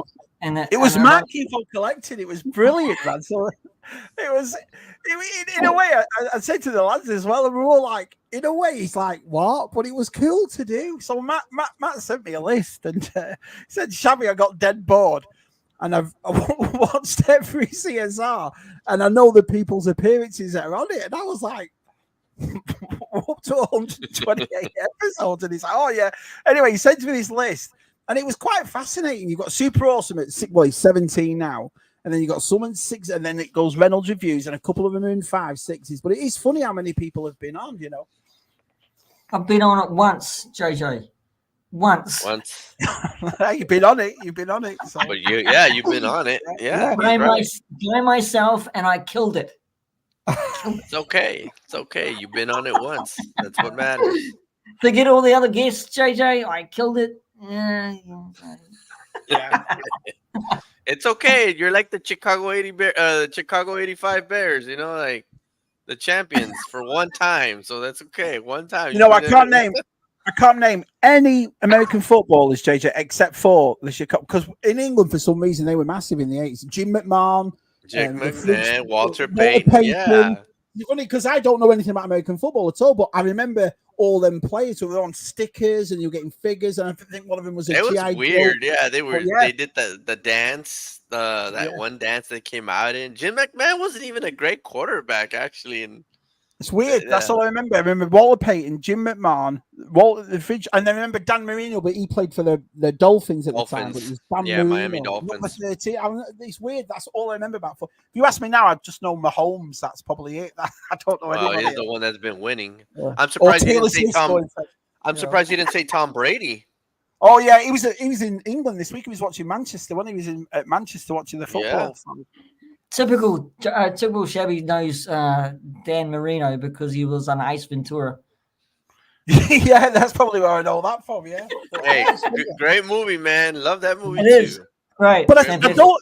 To this day, though, I don't know why the Chicago Bears was such a big deal in the 80s in England. I know it was over here because it wasn't even if the American football was shown in England in the 80s. It wasn't until we got satellite and Sky, which was in the 90s, that we got that. So, were they brilliant or something in the 80s? The Chicago Bears, is that what it was? I think it was. I mean, they almost went undefeated, and they were the monsters of the Midway. It was all their defense, and of course, you had Walter Payton, who was one of the best running backs at that time, and that was very loved. Also, I think around that time, wasn't Live Aid going on as well? Yeah, Live Aid was 85. Right? So 85 with the Bears. So I think that maybe helped them Maybe out that's or what it was. something. I mean, a lot of things were happening in 85 that people were not like aware of, that are not aware of, and I don't know what else comes in the back of my head with 85, but I know they say that in the 80s, 85 was the best year.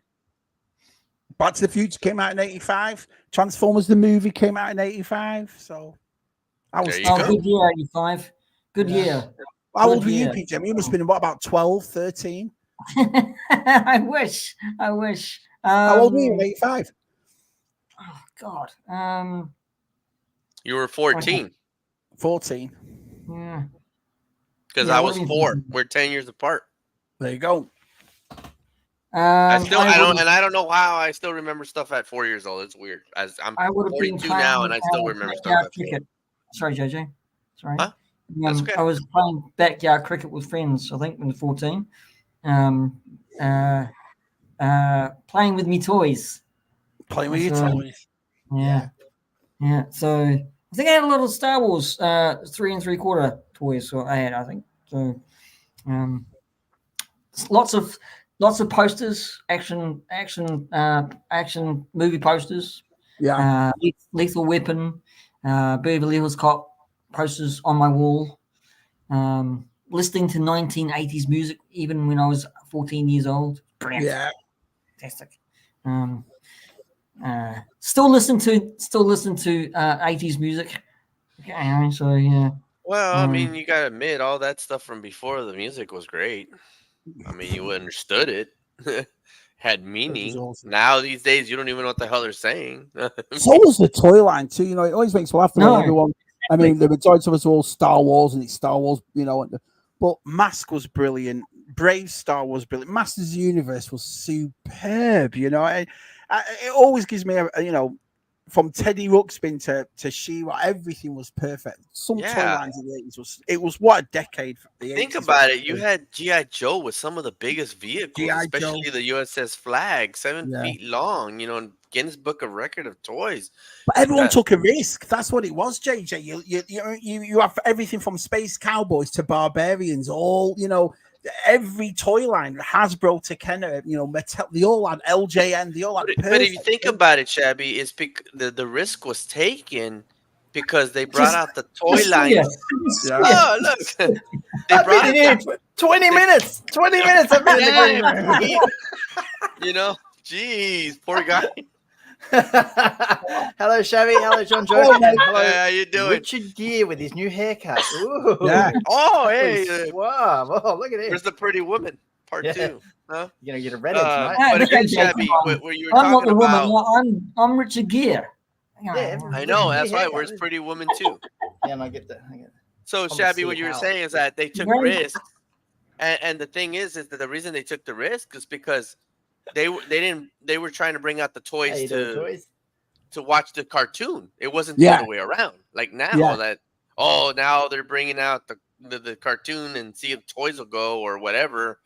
But it was more of like He-Man. I mean, Masters of the Universe. They brought out the toy to make that, But it was all like healthy show go. competition as well, because they saw Star Wars and went, right, well, we're going to make something bigger and better than that. Then G.I. Joe went, well, we'll make that, but we'll make them articulated. And then Visionaries went, well, we'll make that, but we'll give them hollow.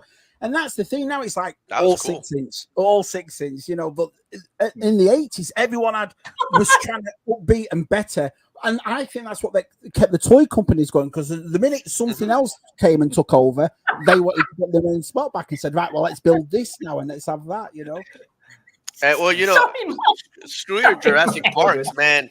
Yeah. Dino Riders was my Jurassic Park. How cool was Dino Riders? Exactly right. So yeah, you're right. Mask, Dino Riders, Race Yeah, Star. I everything. mean, Silverhawks. I mean, come on now. Shoot, I was Silverhawks. even watching Jim and the Holograms. Shit. I met her at Joe Fest. She was on my video. Oh, don't Yeah. get Chevy started on Jim. He met Jim.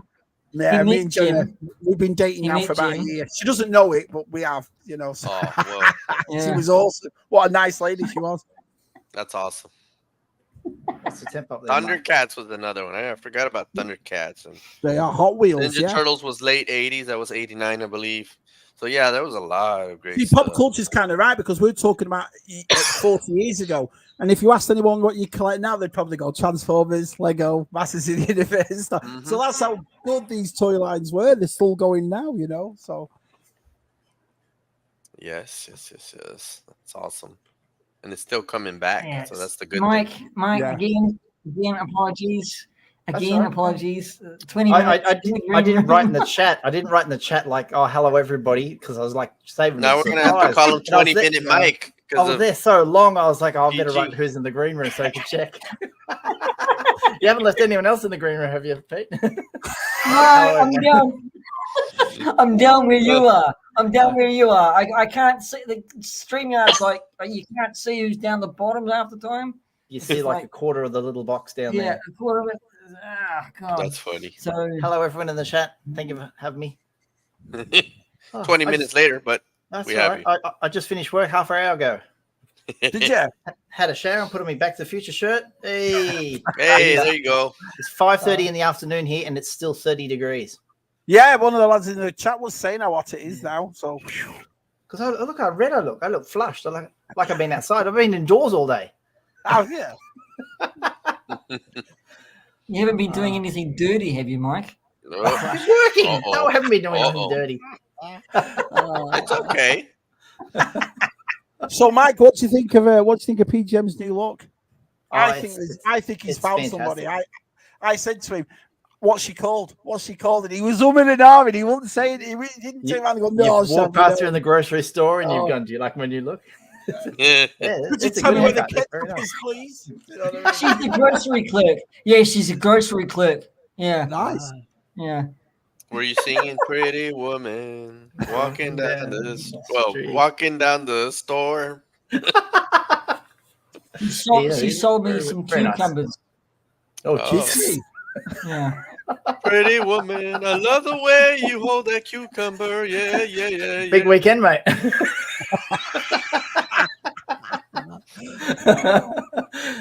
Wow. It's 2 Yeah, degrees enough of here. your phallic symbol talk Merry there, Mike. Christmas Enough from of Little your phallic Yoda. symbol. Merry Christmas. What's that? It's Yoda. Yeah, no, but what is it? Is it? It is just a statue. It's not an action figure. It was a statue on a platform that my daughter's broke, and he's on his own now. There he is. No, that's so awesome. Little cane. Looks and like the everything. Grinch. The Grinch. It's Yoda. I see Yoda, not Grinch. Yeah. Well, Uh-oh. It's a bag. It It- falls off. it Yeah, happens. there you go. He's good. He's good. Something's fell off the man. Right. No. It's a little parcel, little satchel. Sorry. Oh, God, what have I done? Just He's gone. gone. There he is. Oh, there he is. I was like, what happened? Technical difficulties all this time. Sorry. Oh, hilarious. StreamYard does not like me today. Does not like me today. It's all good. God. That's funny. Did you watch my video that I put out with the GI Joes? You might not have, because there's a little surprise in it that I put in with the arrows, like coming up soon. I think I've shown Mark already. Yes, Probably the droid his figure. tank. You got a his tank, even though you guys didn't have the HasLab over there. No. I've got a droids figure, Star Wars droids, 1985 figure. I've seen it. Yeah, it's Yeah, awesome. I'll show it in a Star Wars video soon, but it was just got a little preview in the GI Joe video. Yes, just quick little. It's in the background there, and I move it and point to with the little red arrow. Cool. Yeah, it was a kind of a Christmas present to myself. Yeah. And the wife's not here, and I can tell you at $200 Aussie dollar dues. Wow, Shit. that's a bargain. That is Yeah. a bargain for that. Because I don't think the guy knew. He knew it was Star Wars, and carded Star Wars, or that you get weak ways and all that for about $200 Australian. Yeah. When you droids want us to say, oh yeah, $200, that'll do. What are we getting for Right. Christmas, mate? Where do I start? Honestly, you wait till you see my video. I've gone mental. I've gone absolutely everything from Playmobil to Black Series and in between. I've just gone stupid. Yeah, When I are we found going to those- see a video from you, Shebs?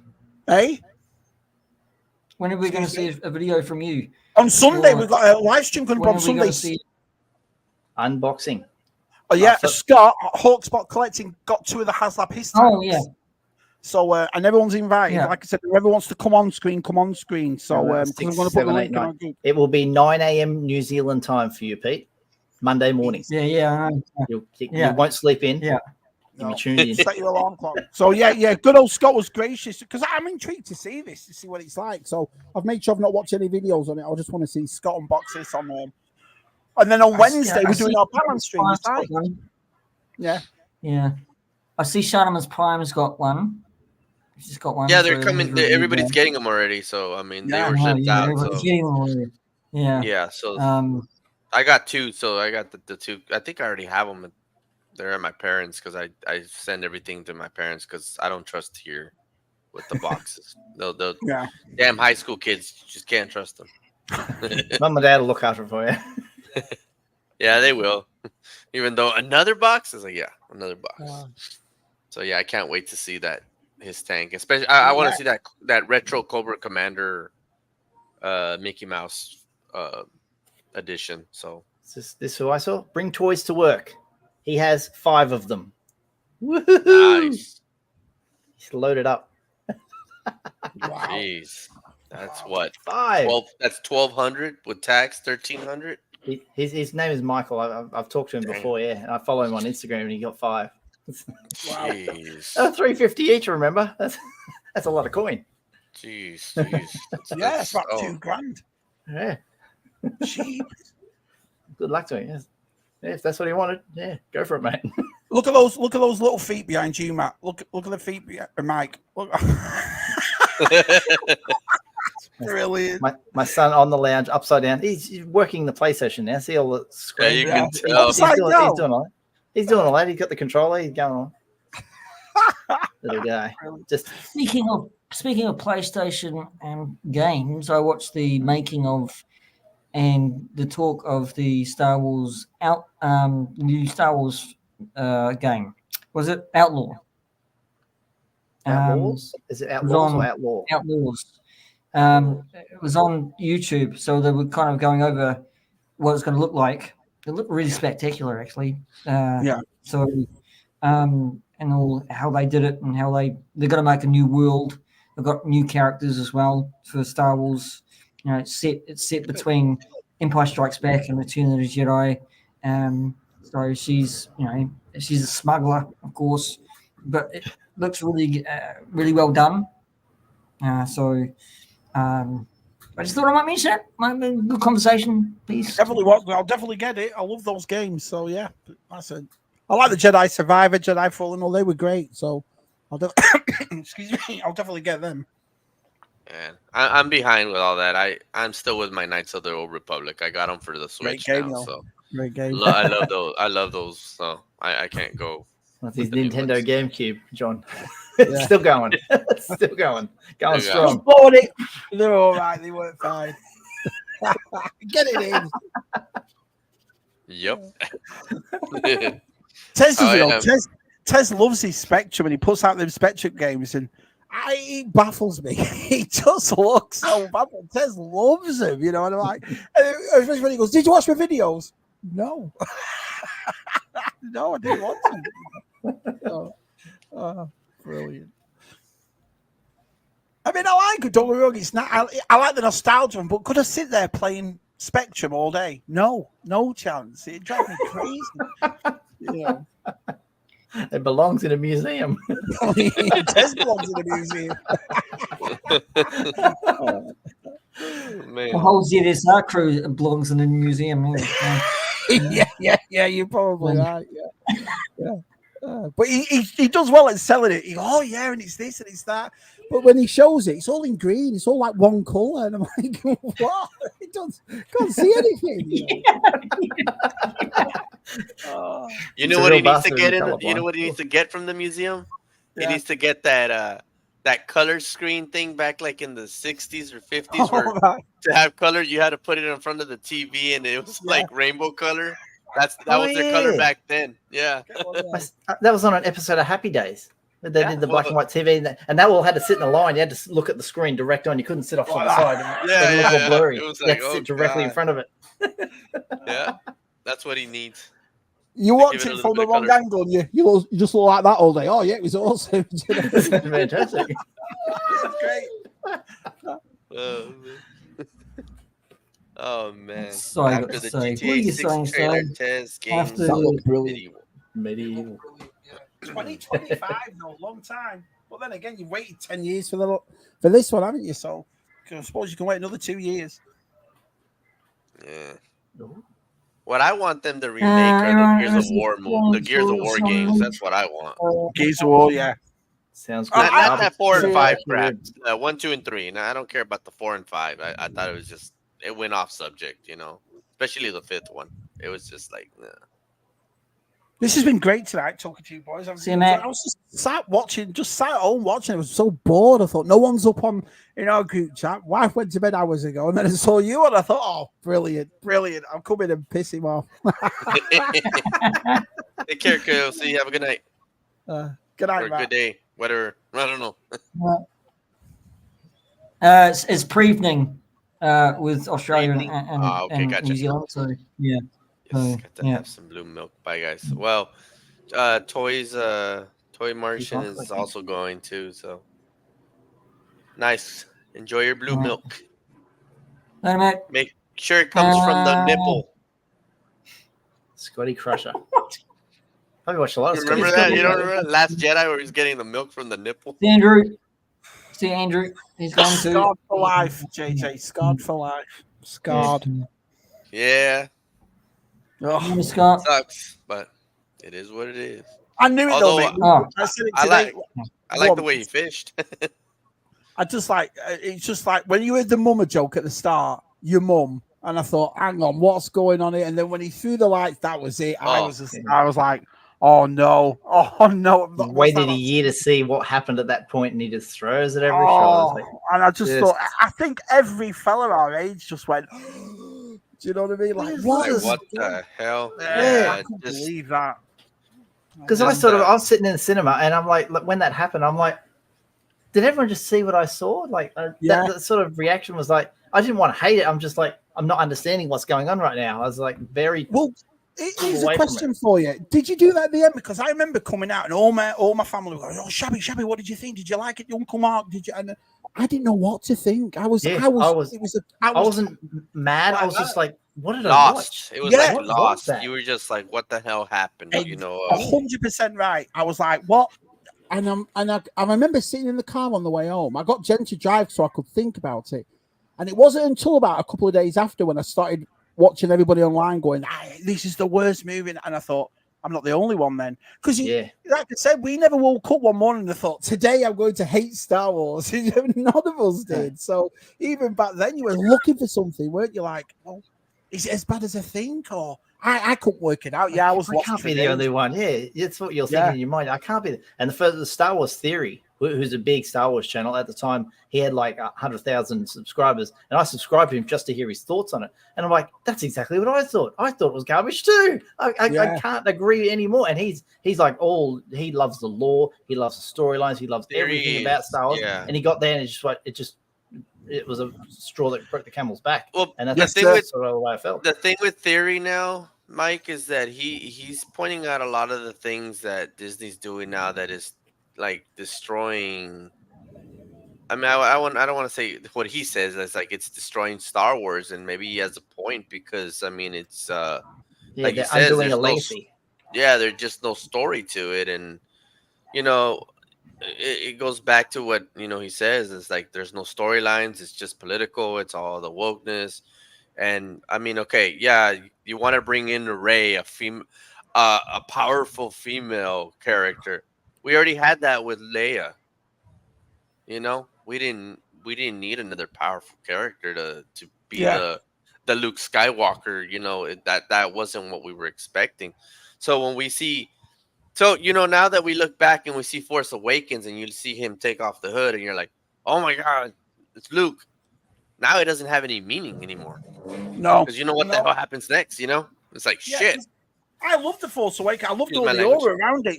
The atmosphere around Force Awakens was brilliant. The trailers were great, and all the new toys, and Star Wars was back in a big way. And it was a nice experience, Force Awakens. But after the last two, I can't go back and watch that movie because I know what's coming, and I think, what's the point? You know what I mean? It's pointless. Well, you heard it from Ryan Johnson's mouth, didn't you? Everybody heard it from Ryan Johnson's mouth, saying that I make movies to actually make people angry or make people happy. Yeah. I mean, which is fine for these independent $30,000 movies like Brick and Looper and all that, but not for a franchise like Star Wars. Yeah, no. I mean, I don't mind Ryan Johnson's work. I mean, I thought his Knives Outs were pretty good. Like I said, I love Brick and all that sort of stuff, but I understand what they were going for. They were going for something different. They wanted to change it. They wanted to make it Disney Star Wars more than a Lucasfilm Star Wars, but it just didn't work. I think by killing off everything we loved in it and then trying to progress with characters that were already established, like Rey, it doesn't matter to me that she was a girl or not. If they did it with a guy making it like she knows everything straight away, it's kind of pointless, wasn't it? Simon. Who we got who can tell us all about Lord of the Rings? It's Richard Gere. You got 6 hours or 7 hours to spare, everybody? I should show you. I have the extended version on DVD, the real big long, it's 12 and a half hours of Lord of the Rings with the little statues that come in the DVD box. That's awesome. Yeah, that's awesome. Because the first one you got the little world, I don't know what it's called, where the Fellowship did all the signing of we're all going to go together and travel. They made a little statue of something. Then you got Gollum, and then you got two towers. Hang on. You talking about Elrond or Rivendell? Rivendell. I think you got Rivendell. You got a statue of Gollum, and then you got I think the gates that had the big hands that look like that. I just can't remember. Looks like a bookmark. The Kings. The Kings. That's it. Yeah. Kings. Yeah.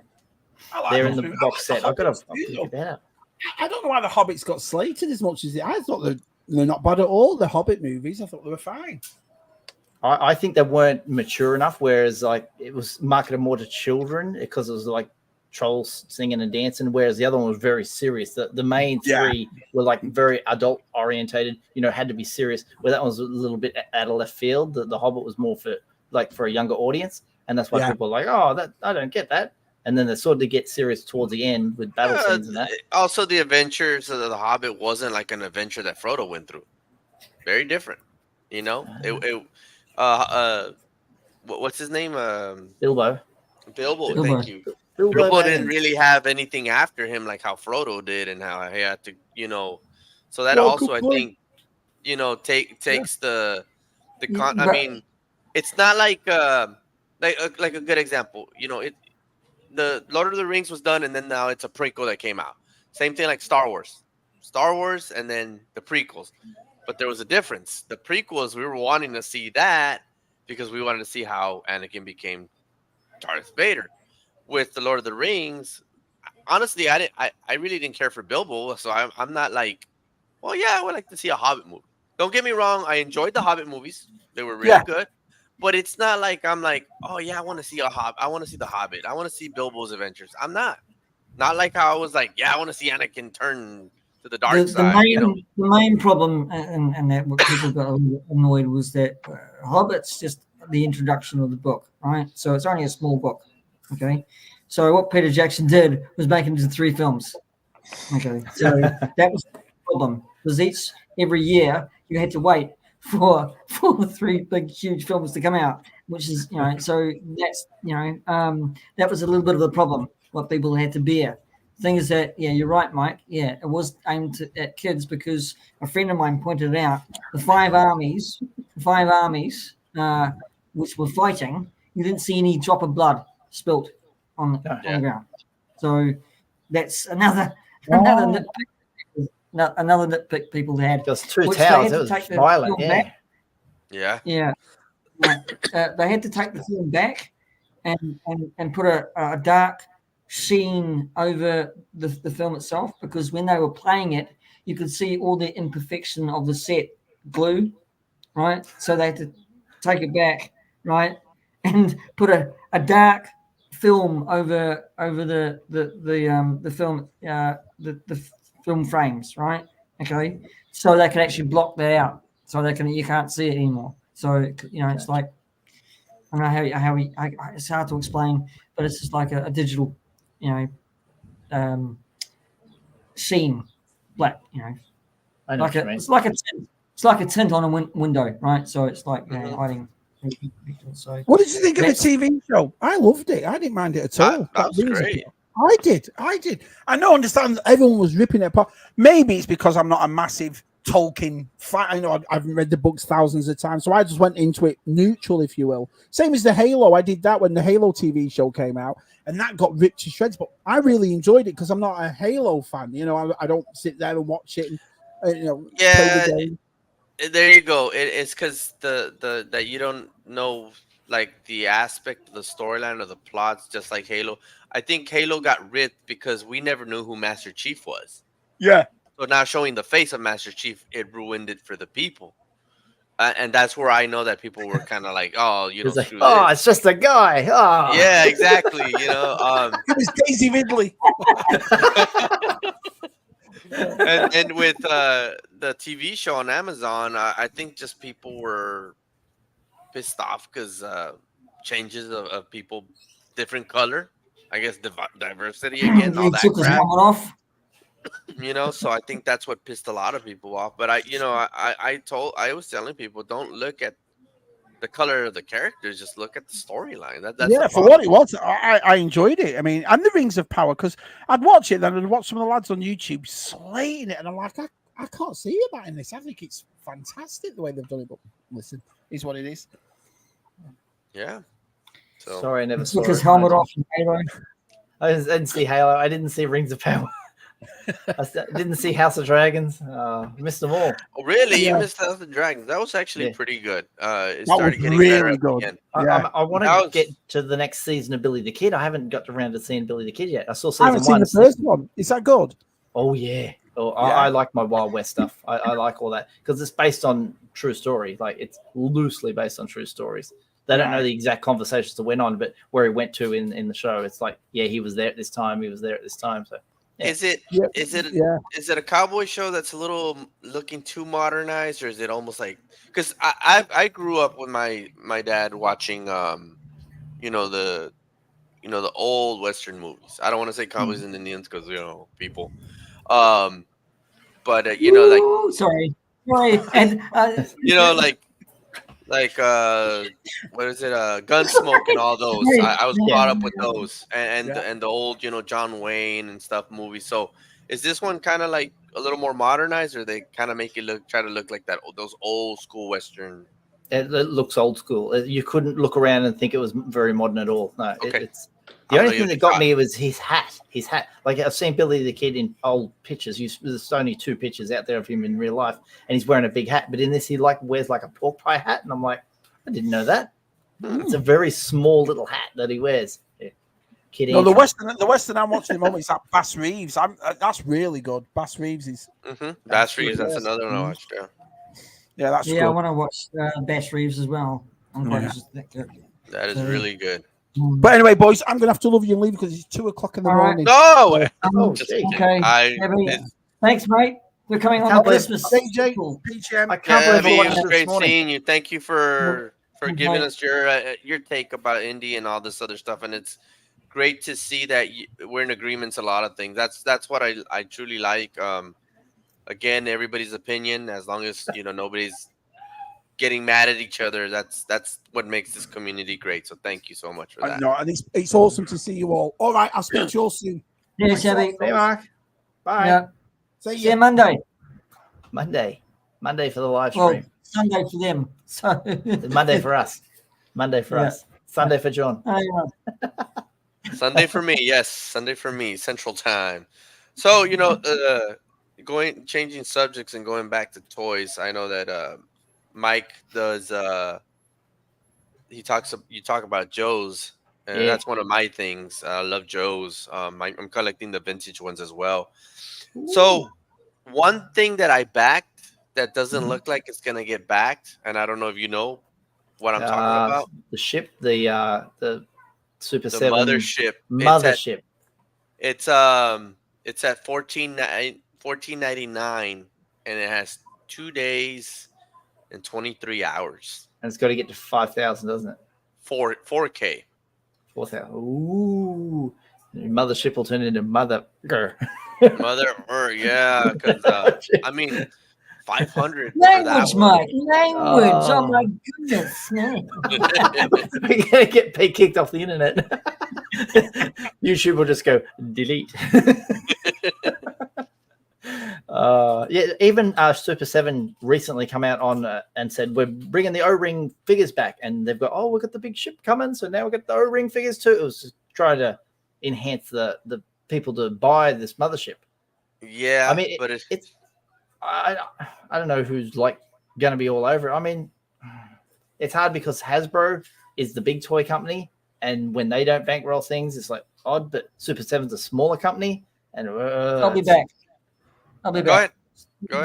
I think this is going to be their first kind of like HasLab deal that they're not going to actually get backed. Yeah.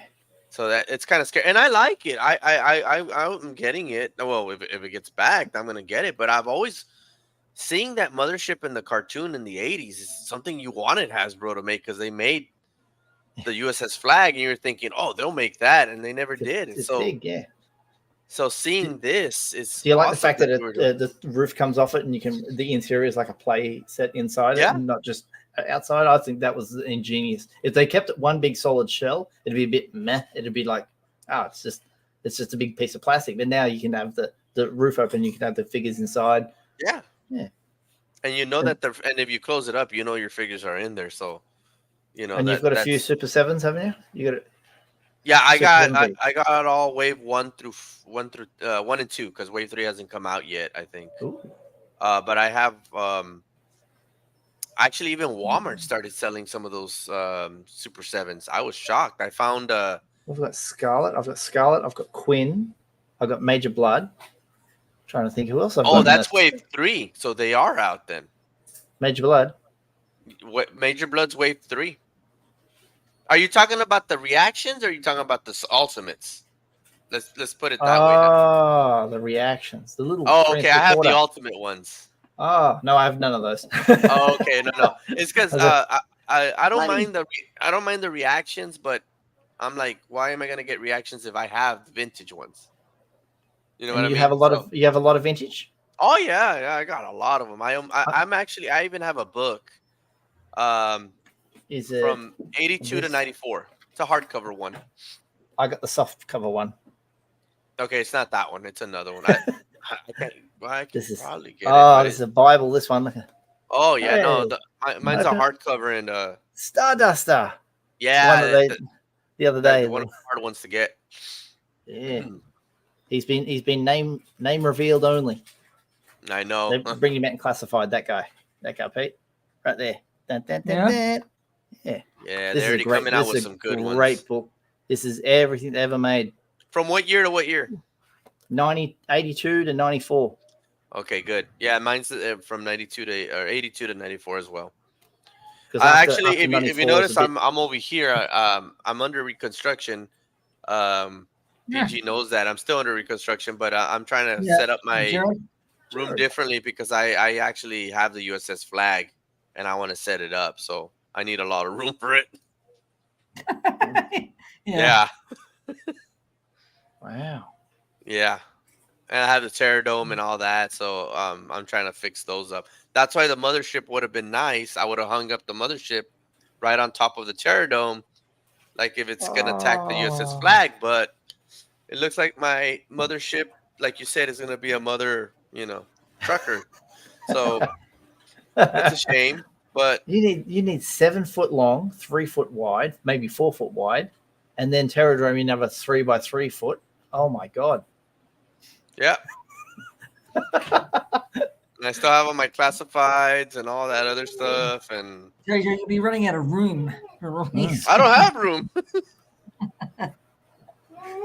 Let's put it this way. Right now, all my clothes are right by the front door. That's where my room is. I just don't have room. I don't have room right now. So I need to start moving some stuff out. So in this country with classified, we were going wave 1, wave 2, wave 3, all, number ones right through. And they got to the movie line, and the movie line stuff didn't sell at all. And so retailers just stopped selling it, just like, whoa, pump the brakes. And so it's not found on shelves anymore. So the only time you can buy anything classified is on Amazon or an online retail. And you never know who's going to pick up what. Some will pick up one wave or another wave, or some will just go, oh, that's the boxes now with no windows. I'm not selling that. About the Snake Eyes movie, right? Yeah. Yeah, as soon as that dropped, that killed retailer enthusiasm for the product. That really sucks because right afterwards, right after 20, all of them started coming out with the Alley Viper with Major Blood. I mean, Lady J and Flint. Then the Cobra Bats were in the number 30s. I mean, you even had the Ram Cycle. I mean, I think it was Ram Cycle was number 29, and that really sucks. That really killed it. That for y'all. That really sucks. Shoot. I mean, those Snake Eyes movie ones are not bad, but a lot of people I think are upset because it's not the Snake Eyes we know. So. It had bad reviews, JoJo. Really. Yeah, it did. I mean, it was just another ninja movie. That's all it was. Yeah, I mean I didn't watch it, but I think the toys would have had a good chance, but they didn't really. It just fell over. So, but I can act. I don't. You know me. I collect the JoJo, but their sculpts have got really better continually for 6-inch. Really, really. Oh no, better. Yeah. I mean, and it's still getting better. I mean, now we're getting. Some of the dreadnoughts now they're gonna make airborne. They're gonna make big boa's about to come out. Hey, Kane, Gerard, how you doing? Right. Awesome to see you. I'm back. So yeah, that's okay. You had your twins that came out, and then I mean they're all Hasbro's starting to go the way that they should have gone in the 80s versions. Even though they're still bringing out some new ones like the Shadow Tracker, the Wolf Spider guy, which is that's a new character. He kind of looked like an Action Force to me. Yeah. Parma. Yeah, but he looks cool. Yeah, cutting into their market. Yeah. Yeah. So that's pretty interesting. But I mean, they're. I hope they still continue to do what they're doing. I'm glad that the. Well, didn't Mike Hughes showed some today? On your video, that are they coming out on, was it Recondo, something like that? That's retro carded. Yeah, they're going retro card on 6-inch, 6-inch or something like that. Yeah, it's Duke, correct. Scarlet, and Recondo, which shocks me because Recondo hasn't come out in that uniform in the classified series. He came out in Tiger Force series, color scheme, but not in retro like the way he's coming. I mean, not in the Yeah, OG uniform like in the he's retro card. version 1. Yeah, he's version Yeah, 1 outfit. weird, very But weird. I'll get that. That's the definite pickup for me. Oh, those retro cards are not. And then the nice thing about these retro cards is that the card back is actually going to be better, Oh, stronger. Yeah, so that's awesome. Yeah. I really don't get Hasbro on that because they do some nice retro cards with the Marvel Legends, but then with these, it's garbage. So, but again, that's G.I. Joe and Marvel's Marvel. So, Well, the thing is that what Mike's going to get is Recondo because he looks like an Australian. Yeah, he looks like my grandfather when he was in WW2. No, Recondo does look. Yeah, I mean, and especially if you put him in Tiger Force colors, he looks almost Australian. Yeah. Handlebar moustache, handlebar moustache, and a floppy hat. Yeah. Yeah, he also has the Bowie knife. Oh yeah, that's not a knife. There you go. Not a knife. Yeah. So. Yeah, but G.I. Joe's going that way, and I think Star Wars needs to start finding ways of doing what G.I. Joe's doing. Just bringing the same characters out all the time is kind of sad, but limit their lines. Limit Star Wars lines. There's too many lines that Star Wars has got, so limit those Star Wars lines. Mostly too. It's only Black Series and TVC, but you're talking about all their value lines and large, oversized things. What I mean, yeah, keep TVC, keep Black Series, but limit. They've got two children's lines. They don't have the archive edition anymore. They completely got rid of that now. We never hear of any more. The next one's supposed to be the next archive is supposed to be Bo-Katan. I can't remember who else. Bo-Katan. Oh yeah, another Darth Vader. Another Darth Vader. Just stuff that's like that the normies will see on the pegs and go, "Oh, that's Star Wars." That's why they make it. It's to get the casual fan into it, start to collecting. Well, they even said it yet. Yeah, Funny World of Mothership's not yet back, but Ghostbusters fully back. Yeah, but that's because I mean it's a thing that you can use. I think manga. I mean, everybody got the Proton pack.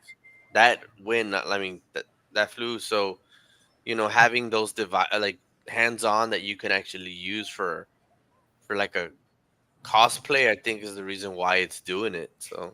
Oh yeah, I think he's talking about the ship from Star Wars, the Ghost, Rebels Ghost. Oh, Ghost. I'm sorry. Yeah. Sorry. No, I think just because that's HasLab, and people know more HasLab than Super 7, whatever they call theirs. What do they call theirs over there at Super 7? They just call it the Super 7, the Kickstarter. Yeah, I think that's all they call it. Yeah. Let's see. We'll have to forgive JJ Sai. He's getting old and senile sometimes. Yeah, very senile. Yeah, they don't. They just call it the Super 7 Kickstarter. They don't. Yeah. Yeah, they don't call it anything else. They call it a crowdfund vehicle. That's it. But other than that, I don't see anything else. But yeah, the Ghost, I think, and of course that's a part of your vintage collection, correct? Yeah. The Ghost. Yeah, you use the 3/4 inch for that. Yeah. Because they've got a whole line of carded figures coming out with it from the Rebels. So there you go. I mean, you could put as much as any 3 3/4 inch figures you want in it. So, and then again, I think not a lot of people remember the 80s G.I. Joes like Star Wars, that it's always coming out a lot. I mean, there was a time where G.I. Joe did stop, and until the classified started hitting again. So I think that's why this mothership isn't really taking off. Plus, sorry, I'm just looking at Mike. Not a lot like Ghost. What am I doing? Just looking at Mike, see if he's moving. I wasn't too sure if he was freezing or moving. No, I'm just rocking back. Are you alive, Mike? Oh my god! I got my gaming chair. Look at it; it rocks like an old man. Yeah. Continue, JJ, on your discussion. No, that was it. I mean, there's. Okay. I was done by the time you were saying something. Oh, okay. When I started my channel and I had a few comments about people watching me for Star Wars action figures, but mostly 5POA stuff early on, they said, "Oh, I'm a G.I. Joe collector. There hasn't been G.I. Joe on the shelf for 3 years." And I was like, "Gee, that sounds bad." And not long after that, Classified come along. So it was a big gap of nothing for G.I. Joe for a time there. Oh yeah, for a very good while. I mean, they did do like the 25th anniversaries, and then they would do these little 2-packs. There was a movie, wasn't there? There was a Retribution. It's Rise of Cobra and then Retaliation. Retaliation, that's it. So I haven't seen that movie. That ruined G.I. Joe too. Oh, there was a bunch of figures for that as well. There's some G.I. Joe figures for that movie. Yeah, there was. But it wasn't the same as people wanted it, like Star Wars. You know, I mean,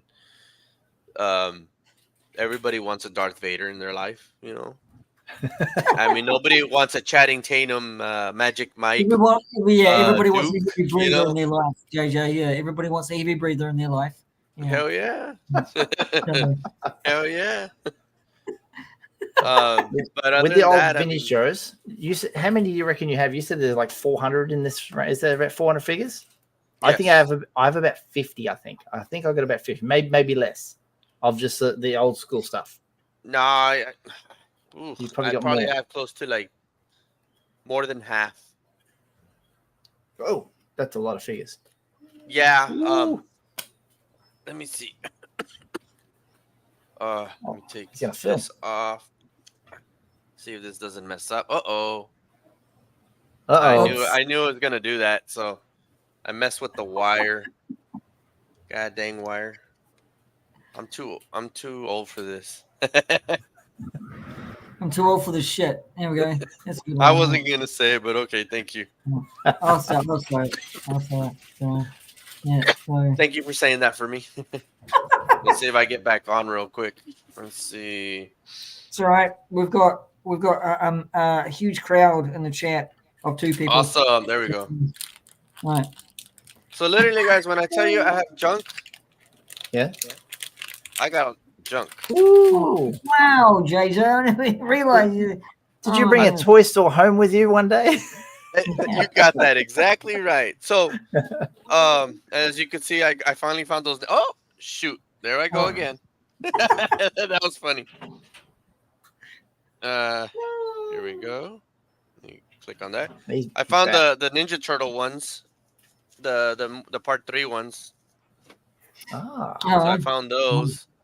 But as you can see, Mike, there's some that I have hanging there. Oh wow! There's a couple I can see I don't have. Yeah, so I even have some of those up there. So I have those. I have some other ones in a box. So you name it. I mean, I have a. Well, actually, this is a Ninja Force up there on the shelf. Yeah, wow. That's the G.I. Joe Ninja Force. I actually also have the Zartan Ninja Force carded. Yeah, Sergeant Slaughter version 1. Oh yeah. I got all 4 Sergeant Slaughters. I even have the Warthog complete. Yeah, these are the ones that I like the most. Here's the. I don't know if you remember this one. Not one bit. That's when they go crazy in the Star Brigade line in the 90s. Yeah, they started coming out with the Predacon, with Lobotom Max, and all these crazy dudes. It's crazy where they're going. Let me see. Where's that? You got all the Slaughters Marauders there lined up. Almost, yeah. I even have the. If you notice, I have a few of the. Enough space for the flag, JJ. Oh, once I get all this stuff out, these are the Brazilian special mission ones. No. Yeah, so I have those. I wish I had it on me right now, but there's one that I have, Mike, that I don't have up here. I have it. I think I might have it over here. Let me check over here real quick. So here's the other ones that I got from all the Joe lines that I haven't opened up yet. 94, so 94. and here's the Warthog that I was telling you about. Oh, for the version 4. Here's the Pterodome right here with the Night Raven. So I have that there. I know it looks bad. Sorry about that, but I'm trying. Where is he? I have him somewhere here. I'm trying to find it so I can show you, Mike. And this is one of my favorite ones. Mike's off at the moment, but he's in the background. I think he got excited. That's why he left. Can you also see or not? I can see you. Well, here's the one of the mail-in figures. You remember this guy? No. This is Super Trooper. Super Trooper. Yeah, he comes with the medal. This is the mail-in one. Oh, he's a file card and everything. Yeah, and then where is he? It's because I have a mess. I can't see real quick. Oh, here he is. I found him. I don't know. I don't think you had this over here or over there in the Australian wilderness of action figures, but yeah, he lives in the outback, JJ. Yeah. Let me see. Like I said, I have a lot of stuff. Here he is. There he is. Did you guys ever get any of these? I can't remember. This is Rapid Fire, and he actually came with a cartoon VHS back in the 80s.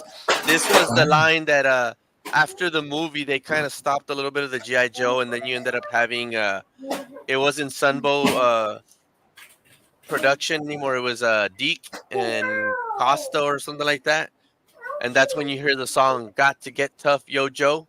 Well, that's during this time. So you had Captain Gridiron, Heavy Duty.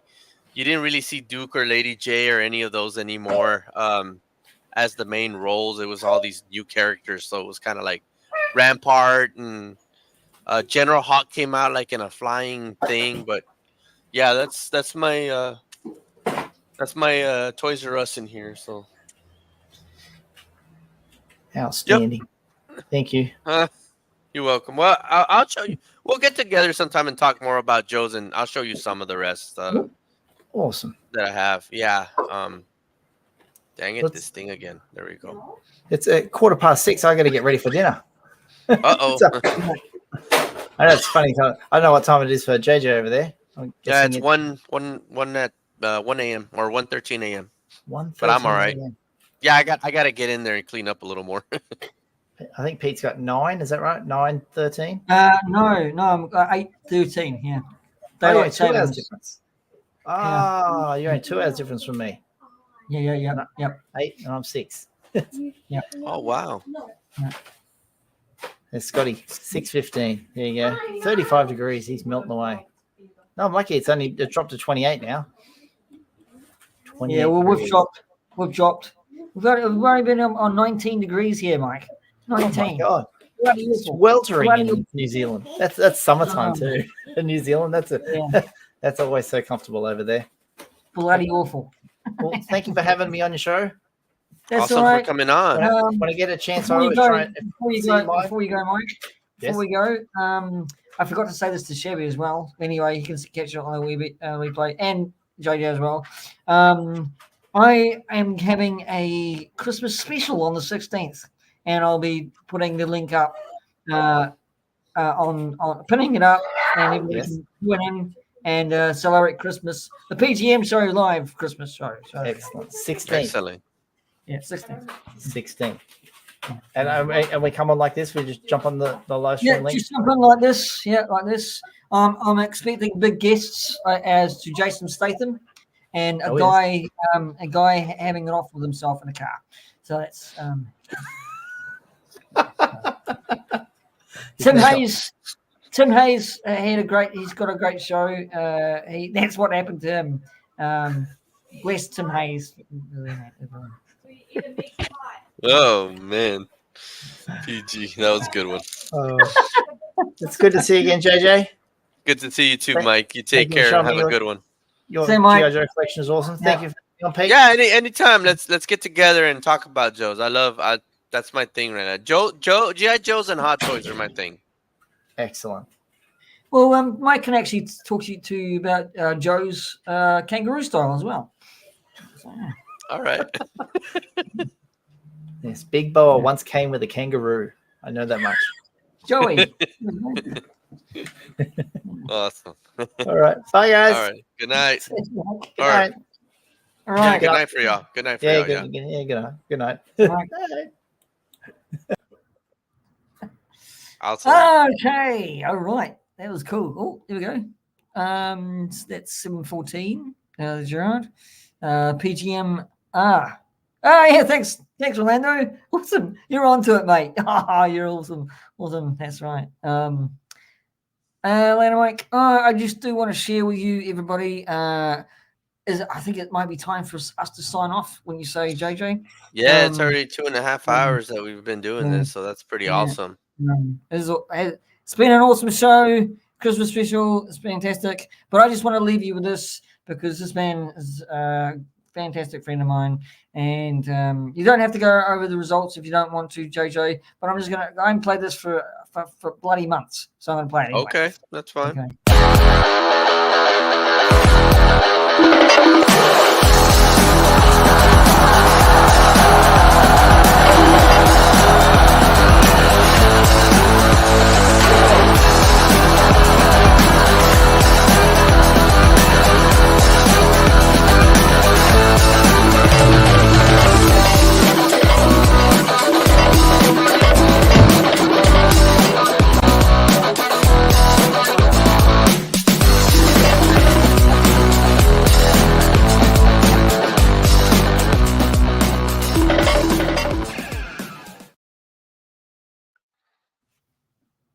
All right. No results. I just gotta say we're just in playoff.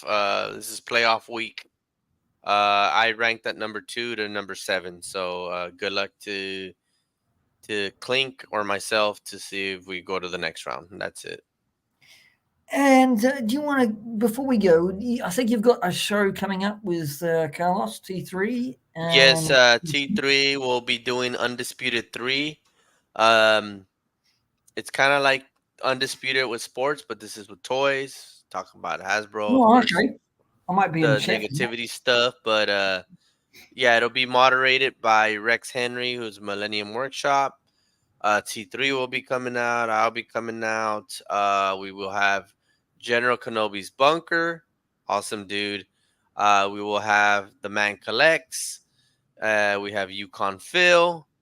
And we will also be having Collecting Havoc and Nerd affiliated Hey Archer that will also be appearing as well in the show. So we got 2 newcomers coming in. So that's going to be awesome. Go and watch T3 on what JJ's already said. Carlos is a fantastic guy, and check his channel out also. And that'll be December 12th. So that'll be a Tuesday, 6 p.m. Pacific time. So it'll be 8 o'clock my time. All right. That is awesome. You know what I'm doing? I'm having a Christmas special on the 16th, of course, next weekend. Friday. Also, I will be on a stream with Scotty Hawkins, checking out his tank with Shabby and all the guys there on a Monday coming up for me in the morning. So that'll be quite interesting. I'll be learning. I'll be in the corner learning. This guy doesn't know about G.I. Joe that much, so it'll be interesting and eventful time for me because I like to learn about toy lines and stuff like that. So that'd be cool. So have a look at that. So also, yeah. Thank you, JJ. You're awesome as always. Thank you. It was great to talk about today. Yeah, great show. Fantastic, has Shabby and Mike on. Great chat on the chat thing. Thank you to Shabby and Mike coming on. Yeah. Even though Mike was 20 minutes in the backstage, but it happens. Rub that in there, JJ. Thank you. Anyway, we are going to take a break from the new talk from the other side of the world because it's coming up Christmas time. But again, reiterate the point: we will be around on other shows, and JJ and I will be staying in contact with each other. You know, Of course, yes, always. sorry. But stay tuned. Next year is going to be a really good year for us. Going into probably our second year, 2024, you could say. Brand new year, of course, but we'll get there and talk about that. Whole new things to talk about, hopefully, with films and stuff like that. So yeah. So really, it's really Merry Christmas from me to all you guys, and Happy New Year from me to you. Yeah.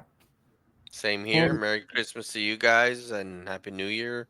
Hope everything goes great for the holidays for you guys and your family. And hopefully we see everybody next year and stay safe. yes. All right. And that's goodbye. And remember, always put a smile on someone's face. Hang on. That's me.